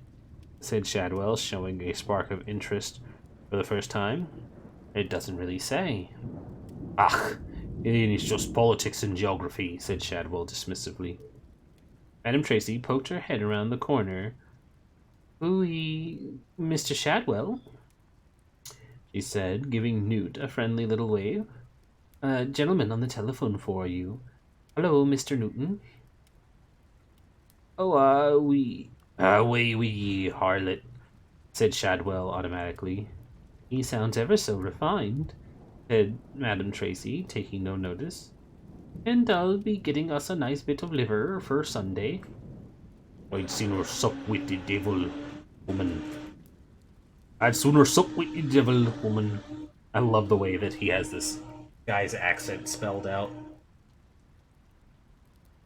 Oh, you cut out there for a moment. Oh, probably because my sisters have their blender going. No consideration for anyone else. What was the last sentence you said? I'd sooner sup with the devil, woman. I just said I'm amused by the way that he actually writes out this guy's crazy accent. So if you'd let me have the plate back from last week, it'd be a help. There's a love, said Madame Tracy, and tottered unsteadily back on 3-inch heels to her flat. Is the sound of the blender coming through? A little bit, yeah. I'll wait till it's done. Quick break then? Well, actually, we're not at a good breaking point, are we? I mean, kinda. We're a little over halfway. It stopped. I can continue. We can break on the hour. Newt looked despondently at his cuttings as Shadwell went on, rumbling to the phone. There was one about the stones of Stonehenge moving out of position, as though they were iron fillings on a magnetic field. He was vaguely aware of one side of a telephone conversation. Ooh? Ah, aye. You say? What class of things would that be? Aye, just as you say, store. And where's this place, then? But mysteriously moving stones wasn't Shadwell's cup of tea, or rather, tin of milk. Fine, Shadwell reassured the caller. We'll get onto it right away. I'll put my best squad on it and report success to you any minute. I've no doubt. Bye to you, sir. And bless you too, sir. There was a ting of the receiver going back on the hook, and then Shadwell's voice, no longer metaphorically crouched in deference, and said, Dear boy, you great southern pansy. There's an asterisk there. Shadwell hated all Southerners, and by inference was standing at the North Pole. Eh, eh, because he hates everyone. I got it. Took me a moment to put that together, but I got there. Everything south of you at the North Pole. He shuffled back into the room and then stared at Newt, as if he had forgotten why he was there. "What was it you was going on about?" he said. "All these things that are happening," Newt began. "Aye," Shadwell continued to look through him, while thoughtfully tapping the empty tin against his teeth.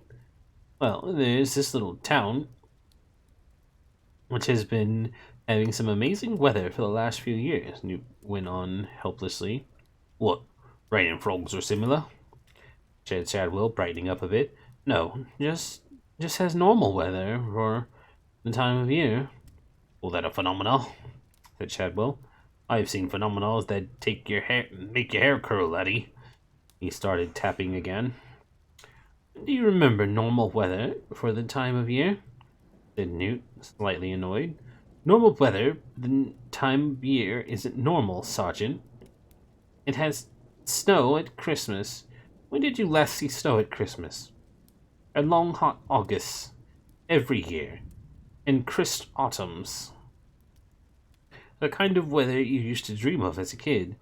It never rained in November the 5th, and always snowed on Christmas Eve." Yeah, 5th of November. Explosion. Chadwell's eyes looked unfocused. He paused, with the condensed milk tin halfway to his lips. "I never used to dream when I was a kid," he said quietly. It was aware of skidding around the lip of some deep, unpleasant pit. He mentally backed away. "It's just very odd," he says. "There's a weatherman here talking about averages and norms and microclimates and things like that." "What's that mean?" said Shadwell. "Means he doesn't know why," said Newt, who had spent years on the littoral of business without picking up a thing or two. He looked sidelong at the Witchfinder Sergeant. "Witches are well known for affecting the weather," he prompted. "I looked it up in the Discoverer." "Oh God," he thought, or rather, suitable entity. "Don't let me spend another evening cutting newspapers to bits in this ashtray of a room. Get out in the fresh air. Let me do whatever is in the WA's equivalent of going water skiing in Germany." "Okay." "It's only 40 miles away," he said tentatively. "I thought I could just sort of nip over there tomorrow and have a look around, you know? I'll pay my own petrol," he added. Shadwell wiped his upper lip thoughtfully. "This place," he said. "It wouldn't have been called Tadfield, would it?" "That's right, Mr. Shadwell," said Newton. "Did you know that?" "Wonder what the Southerners is playing at, no?" said Shadwell under his breath. "Well," he said out loud, "and why not?" "Who'll be playing, Sergeant?" "Who'll be playing, Sergeant?" said Newt. Shadwell ignored him. "I suppose it can't do any harm. You'll pay your any petrol, you say?" Newt nodded. "Then you come here at 9 o'clock on the morning," he said, "before you go. What for?" "Your armor of righteousness."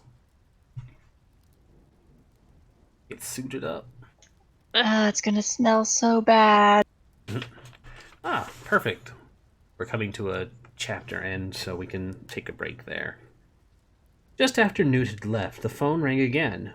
This time it was Crowley, who gave approximately the same instructions as Aziraphale. Shadwell took them down again in form's sake, while Madame Tracy hovered delightedly behind him. "2 calls in one day, Mr. Shadwell," she said. Your little army must be marching away like anything." "Ach, away with you murrain-pleased Bezarine," muttered Shadwell, and slammed the door. Tadville, he thought. "Och, Will, so long as they paid up on time. Neither Aziraphale nor Crowley ran the Witchfinder's army, but they both approved of it, or at least knew that it would be approved of by their superiors. So it appeared on the list of Aziraphale's agencies because it was, well, a Witchfinder's army, and you had to support anyone calling themselves Witchfinders in the same way that the USA had to support anyone calling themselves anti-communists. And it appeared on Crowley's list for the slightly more sophisticated reason that people like Shadwell did the cause of hell no harm at all. Quite the reverse, it was felt. Strictly speaking, Shadwell didn't run the Witchfinder army either. Actually, according to Shadwell's pay ledgers, it was run by Witchfinder General Smith.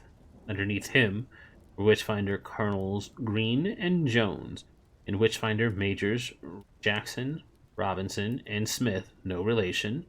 Then there were Witchfinder Majors Saucepan, Tin, Milk, and Cupboard, because Shadwell's limited imagination had been beginning to struggle with at this point. And Witchfinder Captain Smith, Smith, and Smythe, with a Y, and Ditto, and 500 Witchfinder privates and corporals and sergeants. Many of them were called Smiths. But this didn't matter because neither Crowley nor Zilphil had ever bothered to read that far. They simply handed over the pay. After all, both lots put together only came around to £60 a year. Chadwell didn't consider this in any way criminal. The army was a sacred trust, and a man had to do something. The old ninepences weren't coming in like they used to.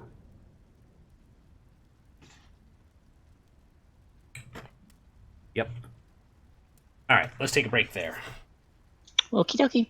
Alright, I'm gonna move my laundry on and I'll be right back. I'm going to grab a snack and I will be right back. Alright, folks, stick around. We'll be back shortly.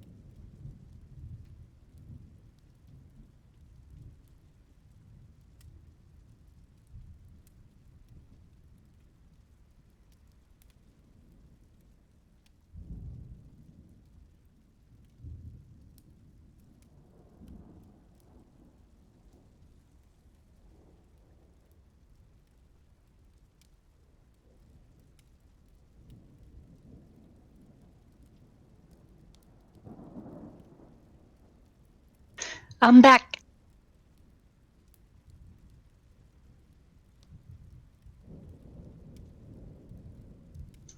Ren hasn't returned yet.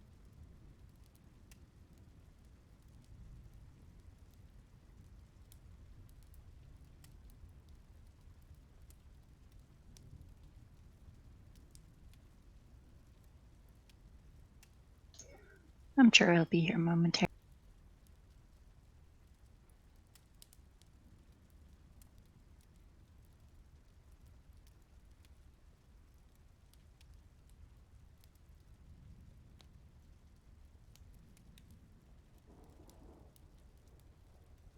It actually took a little longer than I thought I would. What's that? Just chatting. Oh. Hi, Frost. I grabbed a Rice Krispie and some cider.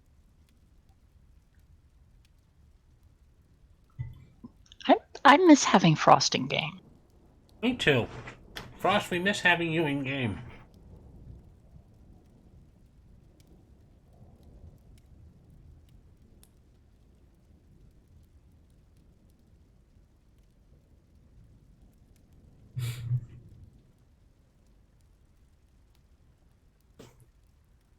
We're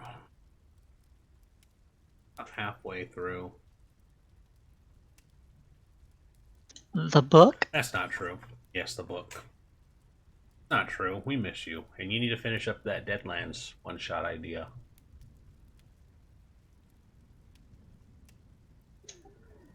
That is, yeah.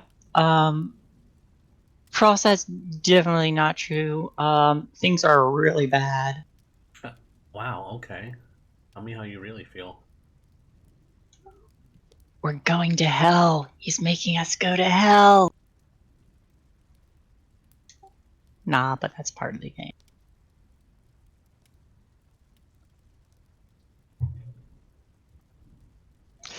But seriously though, it would be more fun with you around. Yeah.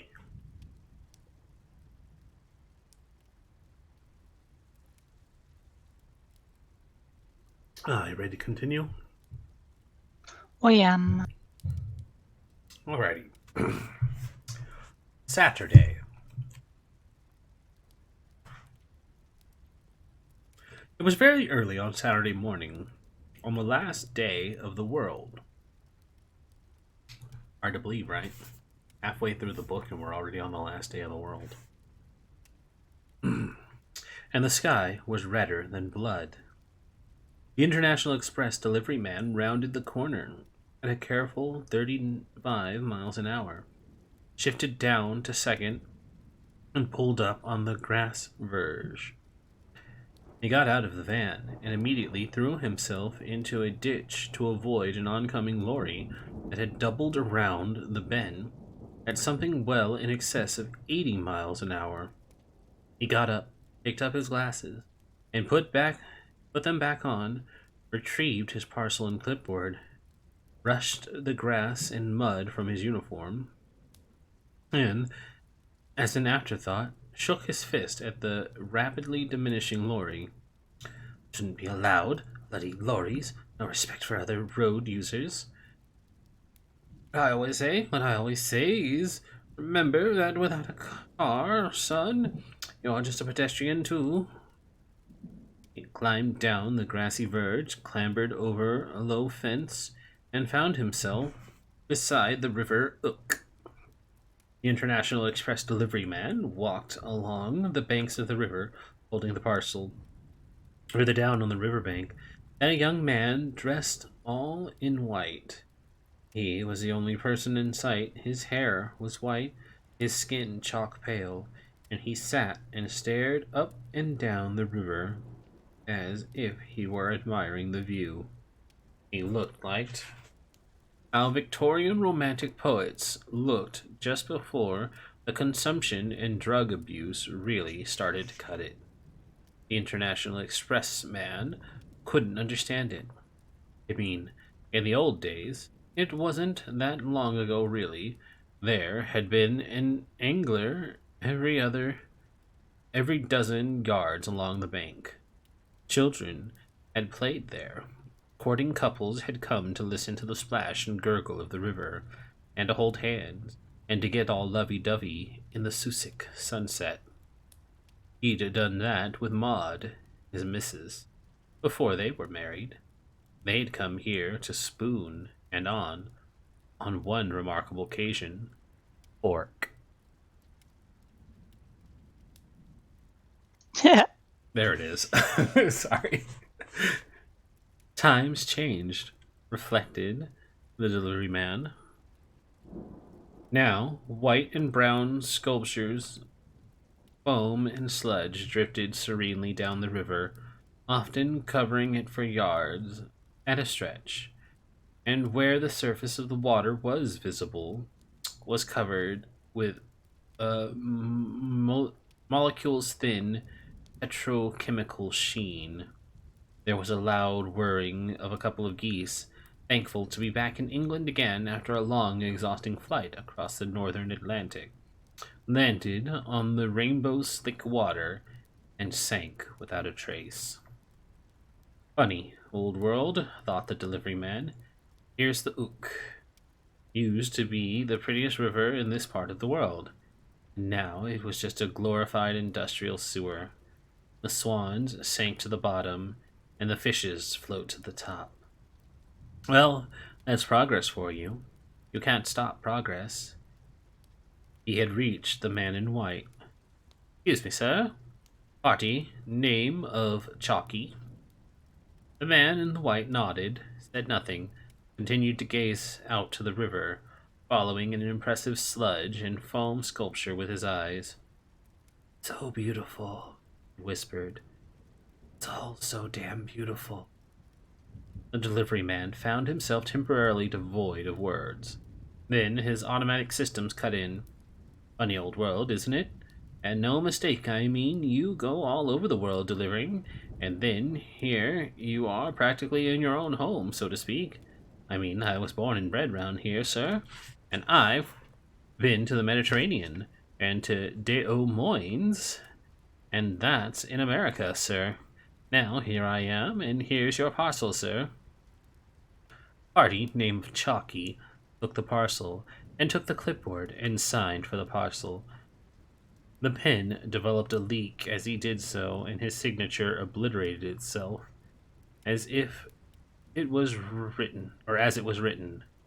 It was a long word, and it had began with a P, and then there was a splooge, and then it ended in something that might have been ence, and it might have been ocean. Much obliged, sir, said the delivery man. He walked back along the river, back toward the busy road where he had left his van, trying not to look at the river as he went. Behind him, the man in white opened the parcel. In it was a crown, a circlet of white metal set with diamonds. He gazed at it for some seconds, with satisfaction, then put it on. It glinted in the light of the rising sun. Then the tarnish, which had begun to suffuse its silver surface when his fingers touched it, spread to cover it completely, and the crown went black. White stood up. There's one thing you can say for air pollution. You get utterly amazing sunrises. It looked like someone had set the sky on fire. A careless match would have set to the river, or set fire to the river, but alas, there was no time for that now. In his mind, he knew that the four of them would be meeting, and he was going to have to hurry to be there by this afternoon. Perhaps we will set fire to the sky, he thought, and he left that place almost imperceptibly. It was nearly time. The delivery man had left his van on the grass verge by the dual carriageway. He walked around to the driver's side, carefully because other cars and lorries were still rocketing around the bend. Reached in through the open window and took the schedule from the dashboard. Only one more delivery to make then. He read the instructions on the delivery voucher carefully. He read them again, paying particular attention to the address and the message. The address was one word: everywhere.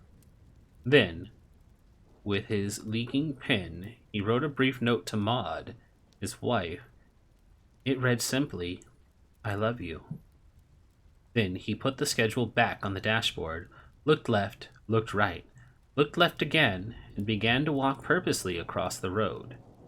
He was halfway across when a German juggernaut came around the corner, its driver crazed on caffeine, little white pills, and EEC transport regulations. He watched its receding bulk. For, he thought, that one nearly had me. Then he looked down at the gutter. Oh, he thought. Yes, agreed a voice from behind his left shoulder. Or at least, from behind the memory of his left shoulder. The delivery man turned and looked and saw.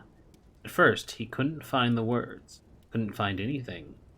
Then the habits of working lifetime took over and he said, Message for you, sir. For me? Yes, sir.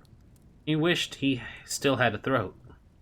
He could have swallowed, if he still had a throat. No package, I'm afraid. Mister, sir, it's a message. Deliver it, then. It's this, sir. Ahem. Come and see. Finally. There was a grin on its face. But then, given the face, there couldn't have been anything else. Thank you, continued. I must commend your devotion to duty. Sir, the late delivery man was falling through a gray mist, and all he could see were two spots of blue that might have been eyes, and might have been distant stars. Don't think of this as dying, said Death. Just think of this as leaving early to avoid the rush. The delivery man had a brief moment to wonder whether his new companion was making a joke, and to decide that he wasn't. And then there was nothing. Red sky in the morning. It was going to rain. Yes. Witchfinder Sergeant Shadwell stood back with his head on one side. Right then, he said. They're all ready. You got it all? Yes, sir. Pendulum of Discovery? Pendulum of Discovery, yes. Thumbscrew? Newt swallowed and patted his pockets. Thumbscrew, he said. Firelighters? You really think, Sergeant, that firelighters, said Newt, and matches. Note for Americans and other city-dwelling life forms. The rural British, having eschewed central heating as beginning far too complicated and in any case weakening moral fiber, prefer a system of piling small pieces of wood and lumps of coal topped with large wet logs, possibly made of asbestos, into small smoldering heaps known as there's nothing like the roaring open fires, is there? Since none of these ingredients are naturally inclined to burn, underneath all this they apply a small rectangular waxy white lump, which burns cheerfully until the weight of the fire puts it out. These little white blocks are called firelighters. No one knows why. Oh, I keep mentioning that there were asterisks. Firelighter and matches. Bell, book, candle. Newt patted another pocket. It contained a paper bag, inside of which was a small bell, of the sort that maddens budgeriggers. A pink budgeriggers. A pink candle of the birthday cake persuasion, and a tiny book called Prayers for Little Hands. Shadwell had impressed upon him that, although witches were the primary target, a good witchfinder should never pass up the chance to do a quick exorcism, and should have his field kit with him at all times. Bell, book, and candle, said Newt. Pin? Pin? Good lad, never forget your pin. It's the bayonet on your artillery, your light. Shadwell stood back. Newt noticed with amazement that the old man's eyes were misted over. Wish I was going with ye, he said. Of course, this won't be anything, but it'd be good to get out and about again. It's a trying life, ye ken. All this lying in the wet brackets, spying on their devilish dancing. It gets into your bones something cruel. He straightened up and saluted. Off you go then, Private Pulsiver. May the army's old glorification march with ye. After Newt had driven off, Shadwell thought of something that he'd never thought the chance to do before. What he needed now was a pin. Not a military issue pin, which is for the use of just an ordinary pin, such as you might stick in a map. The map was on the wall, and it was old. It didn't show Milton Keynes. It didn't show Harlow. It barely showed Manchester and Birmingham. It had been the Army's HQ map for 300 years. There were a few pins in it still, mainly in Yorkshire and Lancashire, and a few in Essex, and they were almost rusted through. Elsewhere, mere brown stubs indicated the distant missions of long-ago Witchfinder. Chadwell finally found a pin among the debris in the ashtray and breathed on it, polished it to a shine, and squinted at the map until he located Tadfield and triumphantly rammed the pin home. It gleamed. Chadwell took a step back and saluted again. There were tears in his eyes. Then he did a smart about turn and saluted the displaying cabinet. It was old and battered, and the glass was broken, and in a way it was the WA. It contained the regimental silver, the inter-battalion Gulf trophy, not competed for, alas, in 70 years.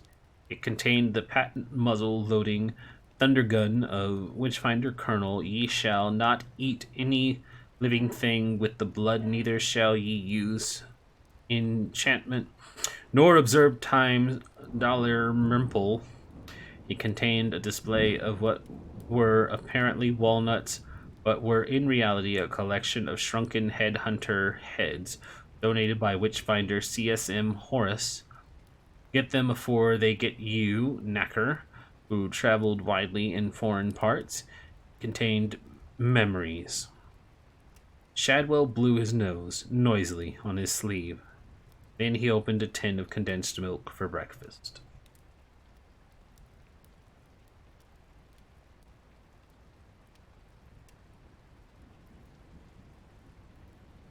Just a drink. Well, figured. If the armies of glorification had tried to march with Newt, bits of them would have dropped off. This is because, apart from Newt and Shadwell, they had been dead for quite a long time.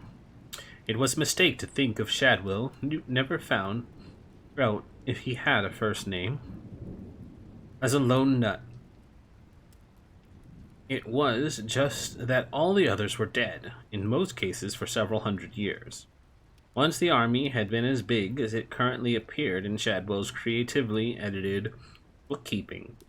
Newt had not been surprised to find that the Witchfinder army had antecedents as long and almost as bloody as its more mundane counterpart.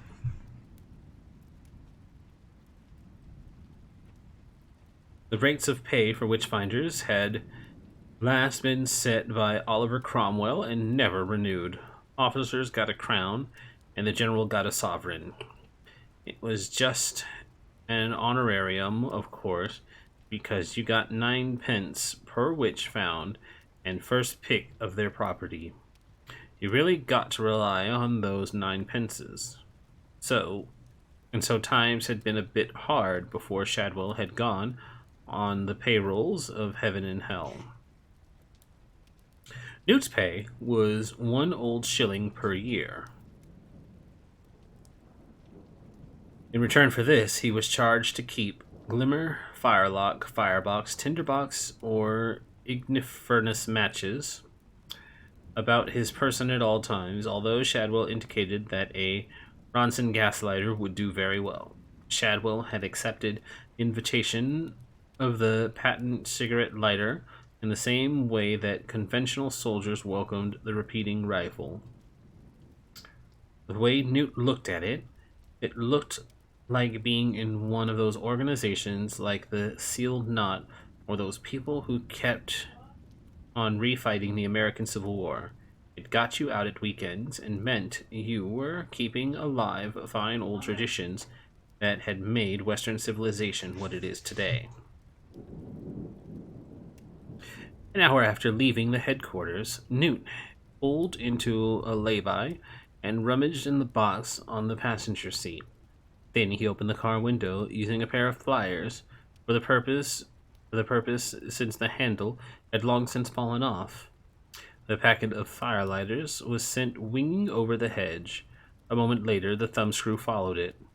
He debated about the rest of the stuff, then put it back in the box. The pin was the Witchfinder's military issue, with a good ebony knob on the end like a lady's hat pin. He knew what it was for. He'd done quite a lot of reading.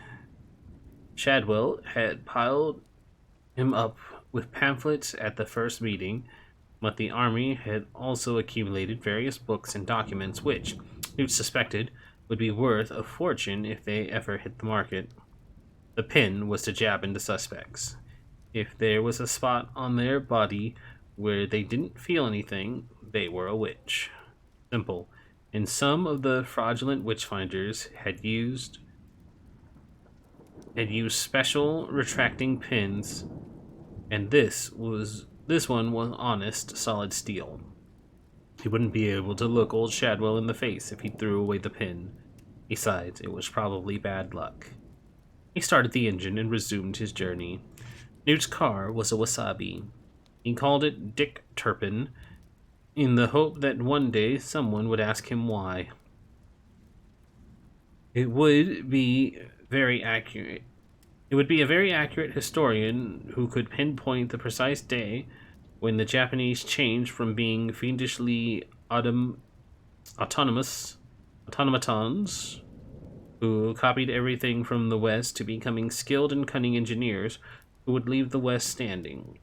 But the Wasabi had been designed on that one confused day and combined the traditional bad points of most Western cars with the most intuitive disaster, the avoidance of which had made firms like Honda and Toyota what they are today. In other words, his car is a hot mess. Newt had never actually seen another one on the road, despite his best efforts, for years, and without much conviction, he'd enthused to his friends about its economy and efficiency, in the desperate hope that one of them might buy one, because misery loves company. In vain, he did point out its 823cc engine, its 3-speed gearbox, its incredible safety devices, like the balloons which inflated on dangerous occasions, such as when you were doing 45 miles per hour on a straight dry road and were about to crash because a huge safety balloon had just obscured the view. He had also waxed slightly lyrical about the Korean-made radio, which picked up Radio Pyongyang incredibly well, and the simulated electronic voice which warned you about not wearing a seatbelt even when you were. It had been programmed by someone who not only didn't understand English but didn't understand Japanese either. It was state of the art, he said. The art in this case was probably pottery. His friend nodded and agreed, and privately decided that if ever it came to buying a wasabi or walking, they'd invest in a pair of shoes. It came to the same thing anyways, since one reason for the wasabi's incredible miles per gallon was the fact that it spent a lot of time waiting in garages while crankshafts and things were in the post from the world's only surviving wasabi agent in Nigirizu- Nigirizushi, Japan. In that vague Zen-like trance in which most people drive, Newt found himself wondering exactly how you use the pin. Did you say, "I've got a pin, and I'm not afraid to use it"? A pin will travel. The pin slinger, the man with the golden pin, the pins of Navarone. It might have interested Newt to know that, of the 39,000 women tested with the pin during the centuries of witch hunting, 29,000 said ouch. 9,999 didn't feel anything because of the use of the aforesaid retractable pins, and one witch declared that it had miraculously cleared up that arthritis in her leg. Her name was Agnes Nutter. She was the witch finder's great failure. One of the early entries in the Nice and Accurate Prophecies concerned Agnes Nutter's own death. The English, by and large, being a crass and indolent race, were not as keen on burning women as other countries in Europe. In Germany, the bonfires were built and burned with regular Teutonic thoroughness. Even the pious Scots, locked throughout history in a long drawn out battle with their arch enemies. Wait, what? Oh, that's funny. Okay. Simpsons reference. Even the pious Scots, locked throughout history in a long drawn out battle with their arch enemy, the Scots, managed a few burnings to while away the long winter evenings, but the English never seemed to have the heart for it. Huh. Did you get that joke, though? That was a Simpsons reference. Aye, the Scots and the English are natural enemies, like the Scots and the Irish, or the Scots and the Welsh, or the Scots and the Scotch. You Scots It's are an impertinent people. You've just made yourself an enemy.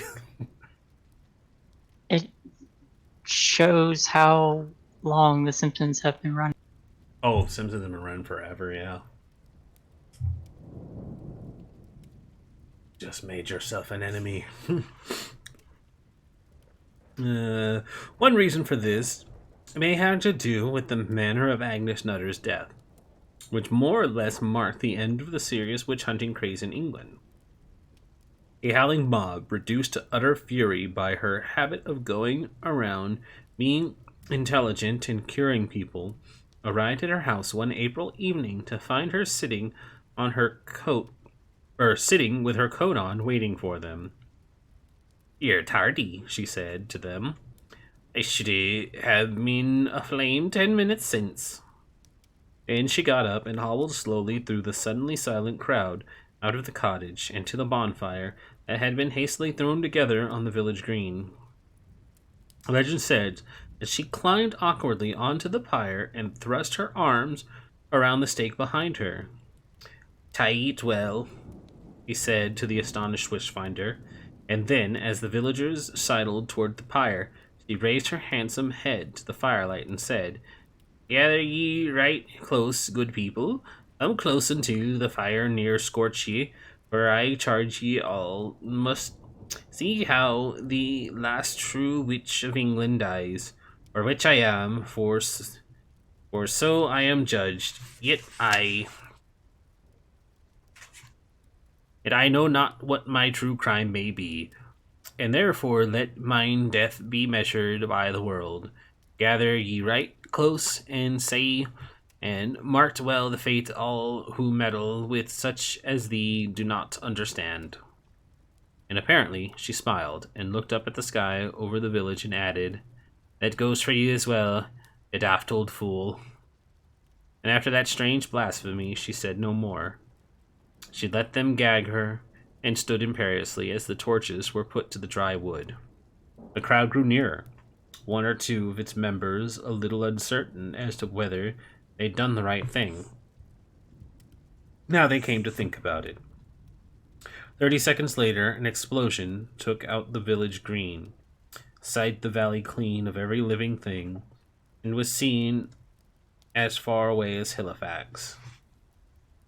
There was as much subsequent debate as to whether this had been sent by God or by Satan, but a note later found in Agnes Nutter's cottage indicated that any divine or devilish intervention had been materially helped by the contents of Agnes's petticoats, wherein she had some foresight concealed 80 pounds of gunpowder and 40 pounds of roofing nails. What Agnes also left behind on the kitchen table, beside a note cancelling the milk, was a box and a book. There were specific instructions as to what should be done with the box, and equally specific instructions of what should be done with the book. It was to be sent to Agnes's son, John Device. The people who found it, who were from the next village, had been woken up by the explosion, considered ignoring the instructions and just burning the cottage, then looked around at the twinkling fires and nail-studded wreckage, and decided not to, because Agnes's note included painfully precise predictions about what would happen to people who did not carry out her orders. The man who put the torch to Agnes Nutter was a witch-finder major. They found his hat in a tree 2 miles away. His name, stitched inside on a fairly large piece of tape, was "Thou shalt not commit adultery, Pulsifer," one of England's most assiduous witch-finders. It might have afforded him some satisfaction to know that his last surviving descendant was now, even if unawares, heading towards Agnes Nutter's last surviving descendant. He might have felt that some ancient revenge was at last going to be discharged. If he had known what was actually going to happen when the descendants met, he would have turned in his grave, except that he never got one. Well, if you know you're going to be burned, you might as well pack your coats with dynamite, right? Really fix them.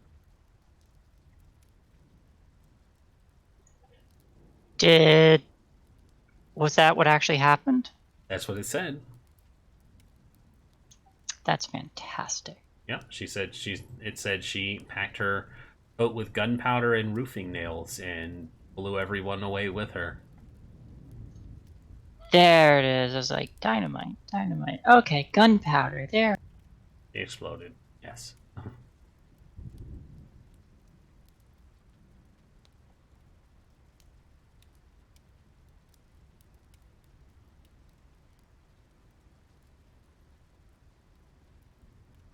I just distracted. Here we go. Firstly, however, Newt had to do something about the flying saucer. It landed in the road ahead of him, just as he was trying to find the lower Tadfield turning, and had the map spread over the steering wheel. He had to brake hard. It looked like every cartoon of a flying saucer Newt had ever seen.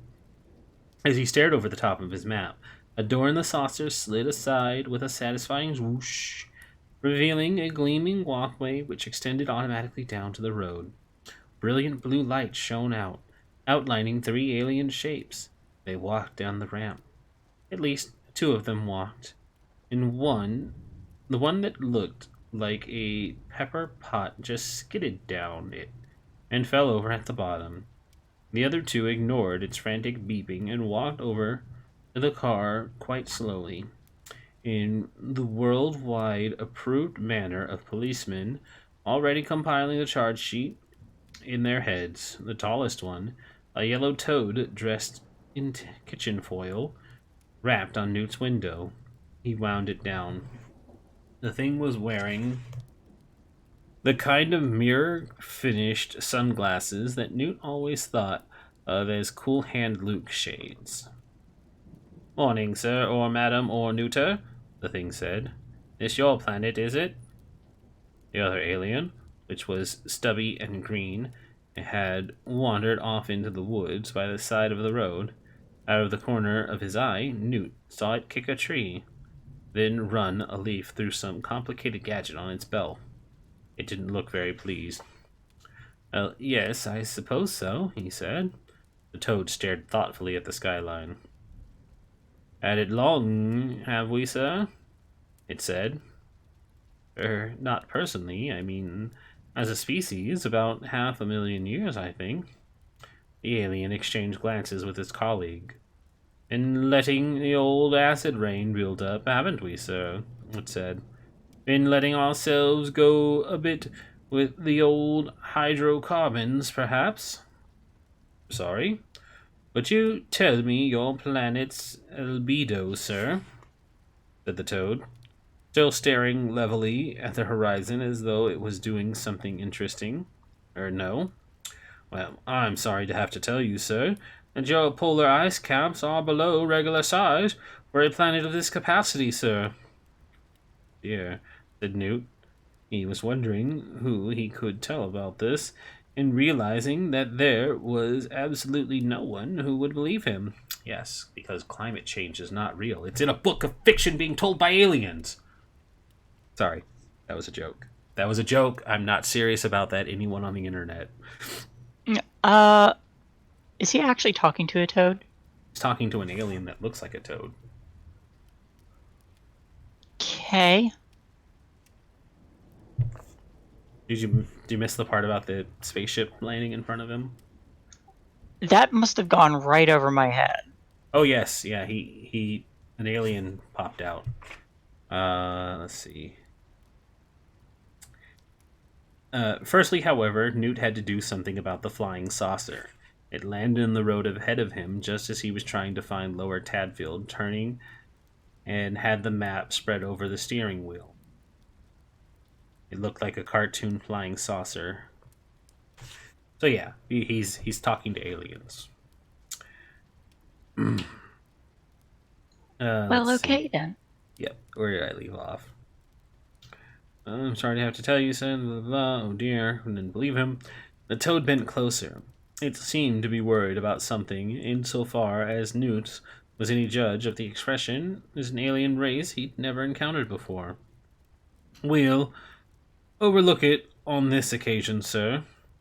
Newt gabbled. Oh, well, I'll see to it. Well, then I say I think Antarctica or something belongs to every country or something, and the fact is, sir, that we've been asked to give you a message. Oh? Message runs. We give you a message of universal peace and cosmic harmony and such like. Message ends, said the toad. Oh. Newt turned this over in his mind. Oh, that's very kind. Have you got any idea why we've been asked to bring you this message, sir? Said the toad. Newt brightened. Well, I suppose, he flailed. What with mankind's, harnessing the atom and... Neither have we, sir, said the toad stood up. One of them phenomena, I expect. Well, we'd better be going. It shook its head vaguely, turned around and waddled back to the saucer without another word. Newt stuck his head out of the window. Thank you. The small alien walked past the car. CO2 level up 0.5%, it rasped, giving him a meaningful look. You do know you could find yourself charged with being a dominant species while under the influence of impulse-driven consumerism, don't you? The two of them rightened the third alien, dragged it back up the ramp, and shut the door. Newt waited for a while, in case there were any spectacular light displays, but it just stood there. Eventually, he drove up on the verge and around it. Then he looked in the rearview mirror. It had gone. I must be overdoing something, he thought guiltily. But what? And I can't tell Shadwell because he'd probably bawl me out for not counting their nipples. Very important, apparently. Very important. Anyway, said Adam, you got it all wrong about witches. The them were sitting on a field gate, watching Dog rolling in cow pats. Little Mongrel seemed to be enjoying himself immensely. I've been reading about them, he said, in a slightly louder voice. Actually, They've been right all along, and it's wrong to persecute 'em with British Inquisitions and stuff. Mother said they're just intelligent women protesting in the only way open to them against the stifling injustices of the male dominated social hierarchy, said Pepper. Pepper's mother lectured at Norton Polytechnic. Yes, but your mother's always saying things like that, said Adam after a while. Pepper nodded amiably, and she said, at worst, they were just free-thinking worshippers of the progenerative principle. Who's the progenitorati principle? Said Wensleydale. Dunno. Something to do with maypoles, I think, said Pepper vaguely. Well, I thought they worshipped the devil, said Brian, but without automatic condemnation. For them, it had an open mind on the whole subject of devil worship. For them, it had an open mind about everything. Anyway, a devil would be better than a stupid maypole. That's where you're wrong, said Adam. It's not the devil. It's another god, or something, with horns. Devil, said Brian. No, said Adam patiently. People just got him mixed up. He just got horns similar. He's called Pan. He's half a goat. Which half? Said Wensleydale. Adam thought about it. The bottom half, he said at length. Fancy you not knowing that. I should have thought everyone knew that. Goats haven't got a bottom half, said Wensleydale. They've got a front half and a back half, just like cows. Damn, he outsmarted him on that one.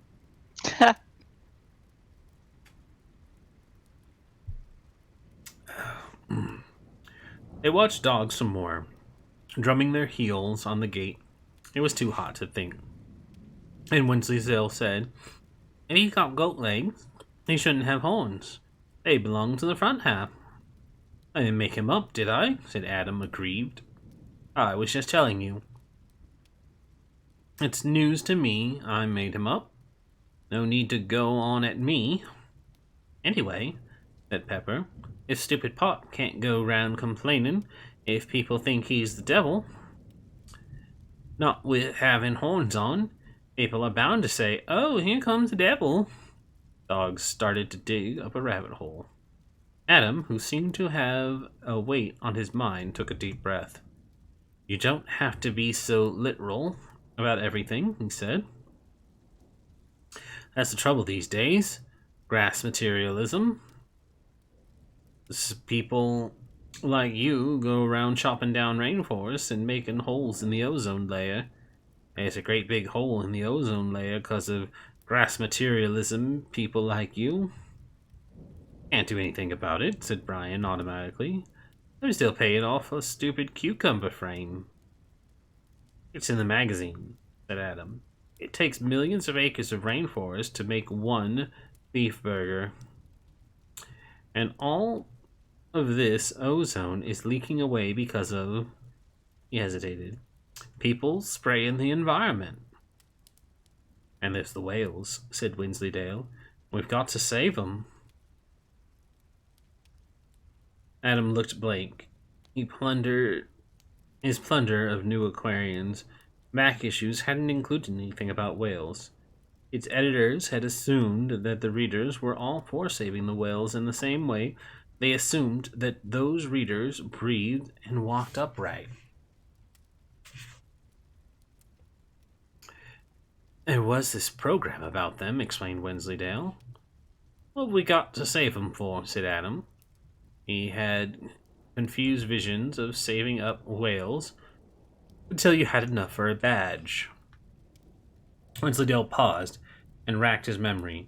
Because they can sing, and they've got big brains. There's hardly any of them left, and we don't need to kill them anyway, 'cause they only make pet food and stuff. They're so clever, said Brian slowly. What are they doing in the sea? Oh, I don't know, said Adam, looking thoughtful. Swimming around all day, just opening their mouths and eating stuff. Sounds pretty clever to me. A squeal of brakes and a long, drawn-out crunch interrupted them. They shambled off the grate and ran up the lane to the crossroads, where a small car lay on its roof at the end of a long skid mark. Oh, a little further down the road was a hole. It looked as though the car had tried to avoid it, and as they looked at it, a small oriental looking head darted out of sight. The them dragged the door open and pulled out the unconscious Newt. Visions of medals for heroic rescue thronged Adam's head. Practical considerations of first aid thronged around that of Wensleydale. We shouldn't move him, he said. Because of broken bones, we ought to get someone. Adam cast around. There was a rooftop just visible in the trees down the road. It was Jasmine Cottage. In Jasmine Cottage, Anathema Device was sitting in front of a table on which some bandages, aspirin, and assorted first aid items had been laid out for the past hour. Anathema had been looking at the clock. He'll be coming around any moment now, she thought. And then, when he got there, he wasn't what she'd been expecting. More precisely, he wasn't what she'd been hoping for. She'd been hoping for, rather self-consciously, for someone tall, dark, and handsome. Newt was tall, but with a rolled-out thin look, and while his hair was undoubtedly dark, it wasn't any sort of fashion accessory. It was just sort of thin, black strands, all growing together out of the top of his head. This was not Newt's fault. In his younger days, he would go every couple months to the barber shop on the corner, clutching the photograph he'd thoughtfully torn from the magazine, which showed someone with an impressively cool haircut grinning at the camera, and he would show the pictures of the barber and ask to be made to look like that, please. And the barber, who knew his job, would take one look and then give Newt the basic, all-purpose, short back and sides.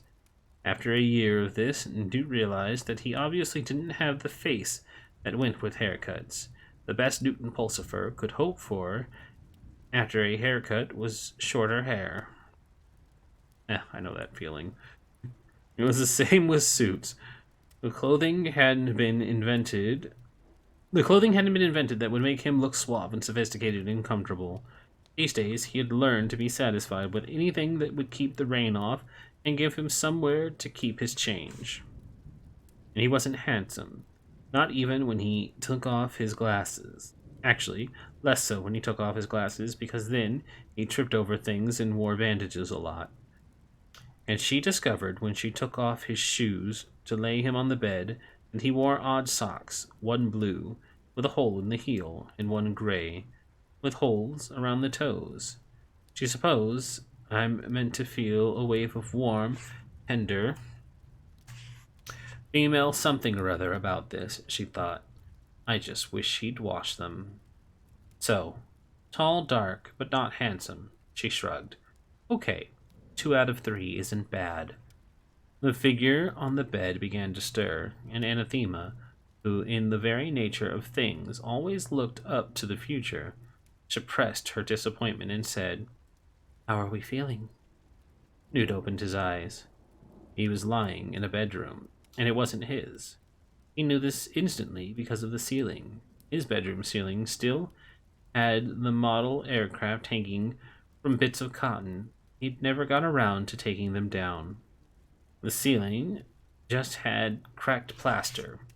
Newt had never been in a woman's bedroom before, but he sensed that this was one largely by a combination of soft smells. There was a hint of talcum and lily of the valley, and no rank suggestion of old t-shirts that had forgotten what the inside of a tumbler dryer looked like. He tried to lift his head and groaned, and let it sink back into the pillow. Pink, he couldn't help noticing. You banged your head on the steering wheel, said the voice that had roused him. Nothing broke, though. What happened? Newt opened his eyes again. Car all right? He said. Apparently, a little voice inside it keeps repeating, Please, go fashion, Sleetbert. See, said Newt in an invisible audience. They knew how to build them in those days. That plastic finish hardly takes a dent. He blinked at Anathema. I swerved to avoid a Tibetan on the road, he said. At least I think I did. I think I've probably gone mad. The figure walked around into his line of sight. It had dark hair and red lips and green eyes. It was almost certainly female. Newt tried not to stare. It said, If you have, no one's going to notice. Then she smiled. You know, I've never met a witchfinder before. Er, Newt began. He held up his open wallet. I had a look inside, she said. Newt felt extremely embarrassed. A not of unusual state of affairs. Chadwell had given him an official witchfinder's warrant card, which, among other things, charged all the Dales, magistrates, bishops, and bailiffs to give him free passage and as much dry kindling as he required. It was incredibly impressive, a masterpiece of calligraphy, and probably quite old. He'd forgotten about it. It's really just a hobby, he said wretchedly. I'm really a. He wasn't going to say wages clerk. Not here. Not now.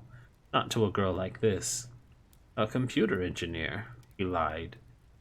Want to be. Want to be. In my heart, I'm a computer engineer. It's only the brain that's letting me down. Excuse me. I could I know Anathema device, said Anathema. I'm an occultist, but that's just a hobby. I'm really a witch. Well done. You're half an hour late, she added, handing him a small sheet of cardboard. So you'd better read this. It'll save a lot of time.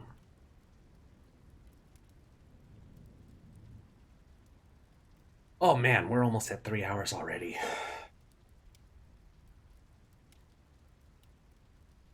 We made progress. Yeah. Are you following along with everything that's happening? I think so. He met alien frogs that were summoned by the Antichrist Mm-hmm. to bring a message of peace, and they don't know why. Yeah. So we'll wrap up here and we can just kind of touch on that. So it's exactly like you're saying. Everything that the kids are talking about in when they're hanging out, that Adam is saying Actually happens. is coming true. They were discussing the aliens and them delivering messages of peace, and then all of a sudden it happened, and then the Tibetans digging holes is what caused Nuke to crash.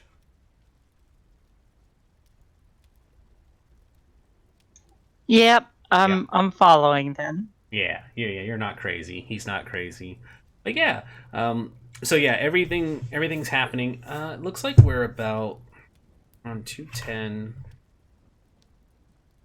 But I gotta remember that like part of this isn't actually all of the book. So we're at 210 of 376. So we're probably not even a little over half. We're about 2/3 of the way. We could probably get it done in another week or two. We don't interrupt anymore.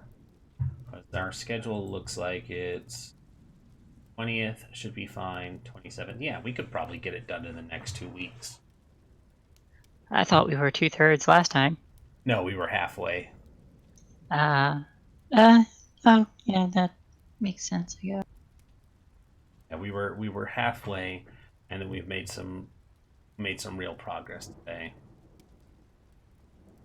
But yeah, just shy of the 2 hours. We can probably just wrap up here because any other reading will cut into the middle of everything else that's going on. Okay. Okay, enjoying it though. Yeah, I think so. It's it's been fun.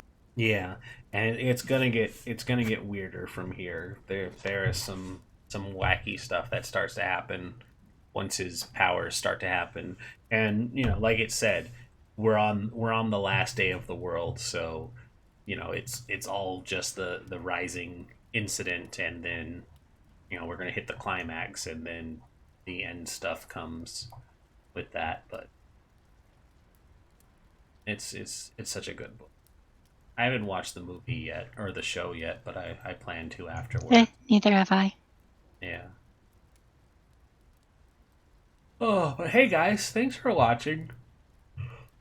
This was Shae's story show. I was Rindus, of course, reading Good Yeah, Omens. and after this, if You've we got your book. continue, yeah, I do. I have the Wind Up Girl back in my possession now, so I can.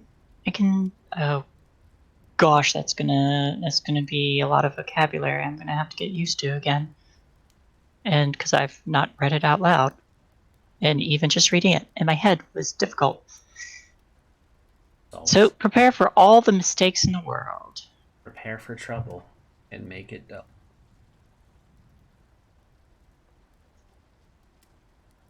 Yep. I wanted to try doing the James voice, but I know it would be terrible, so. You had to listen to all of my bad British voices. It's fine. No, I can't do it. It's fine. Fine. Makes you happy. Anywho, we will wrap up here, and we will be back tomorrow for Descent into Avernus. So hope to see you guys there. Thank you for watching, and until next time, bye bye. Bye! Bye.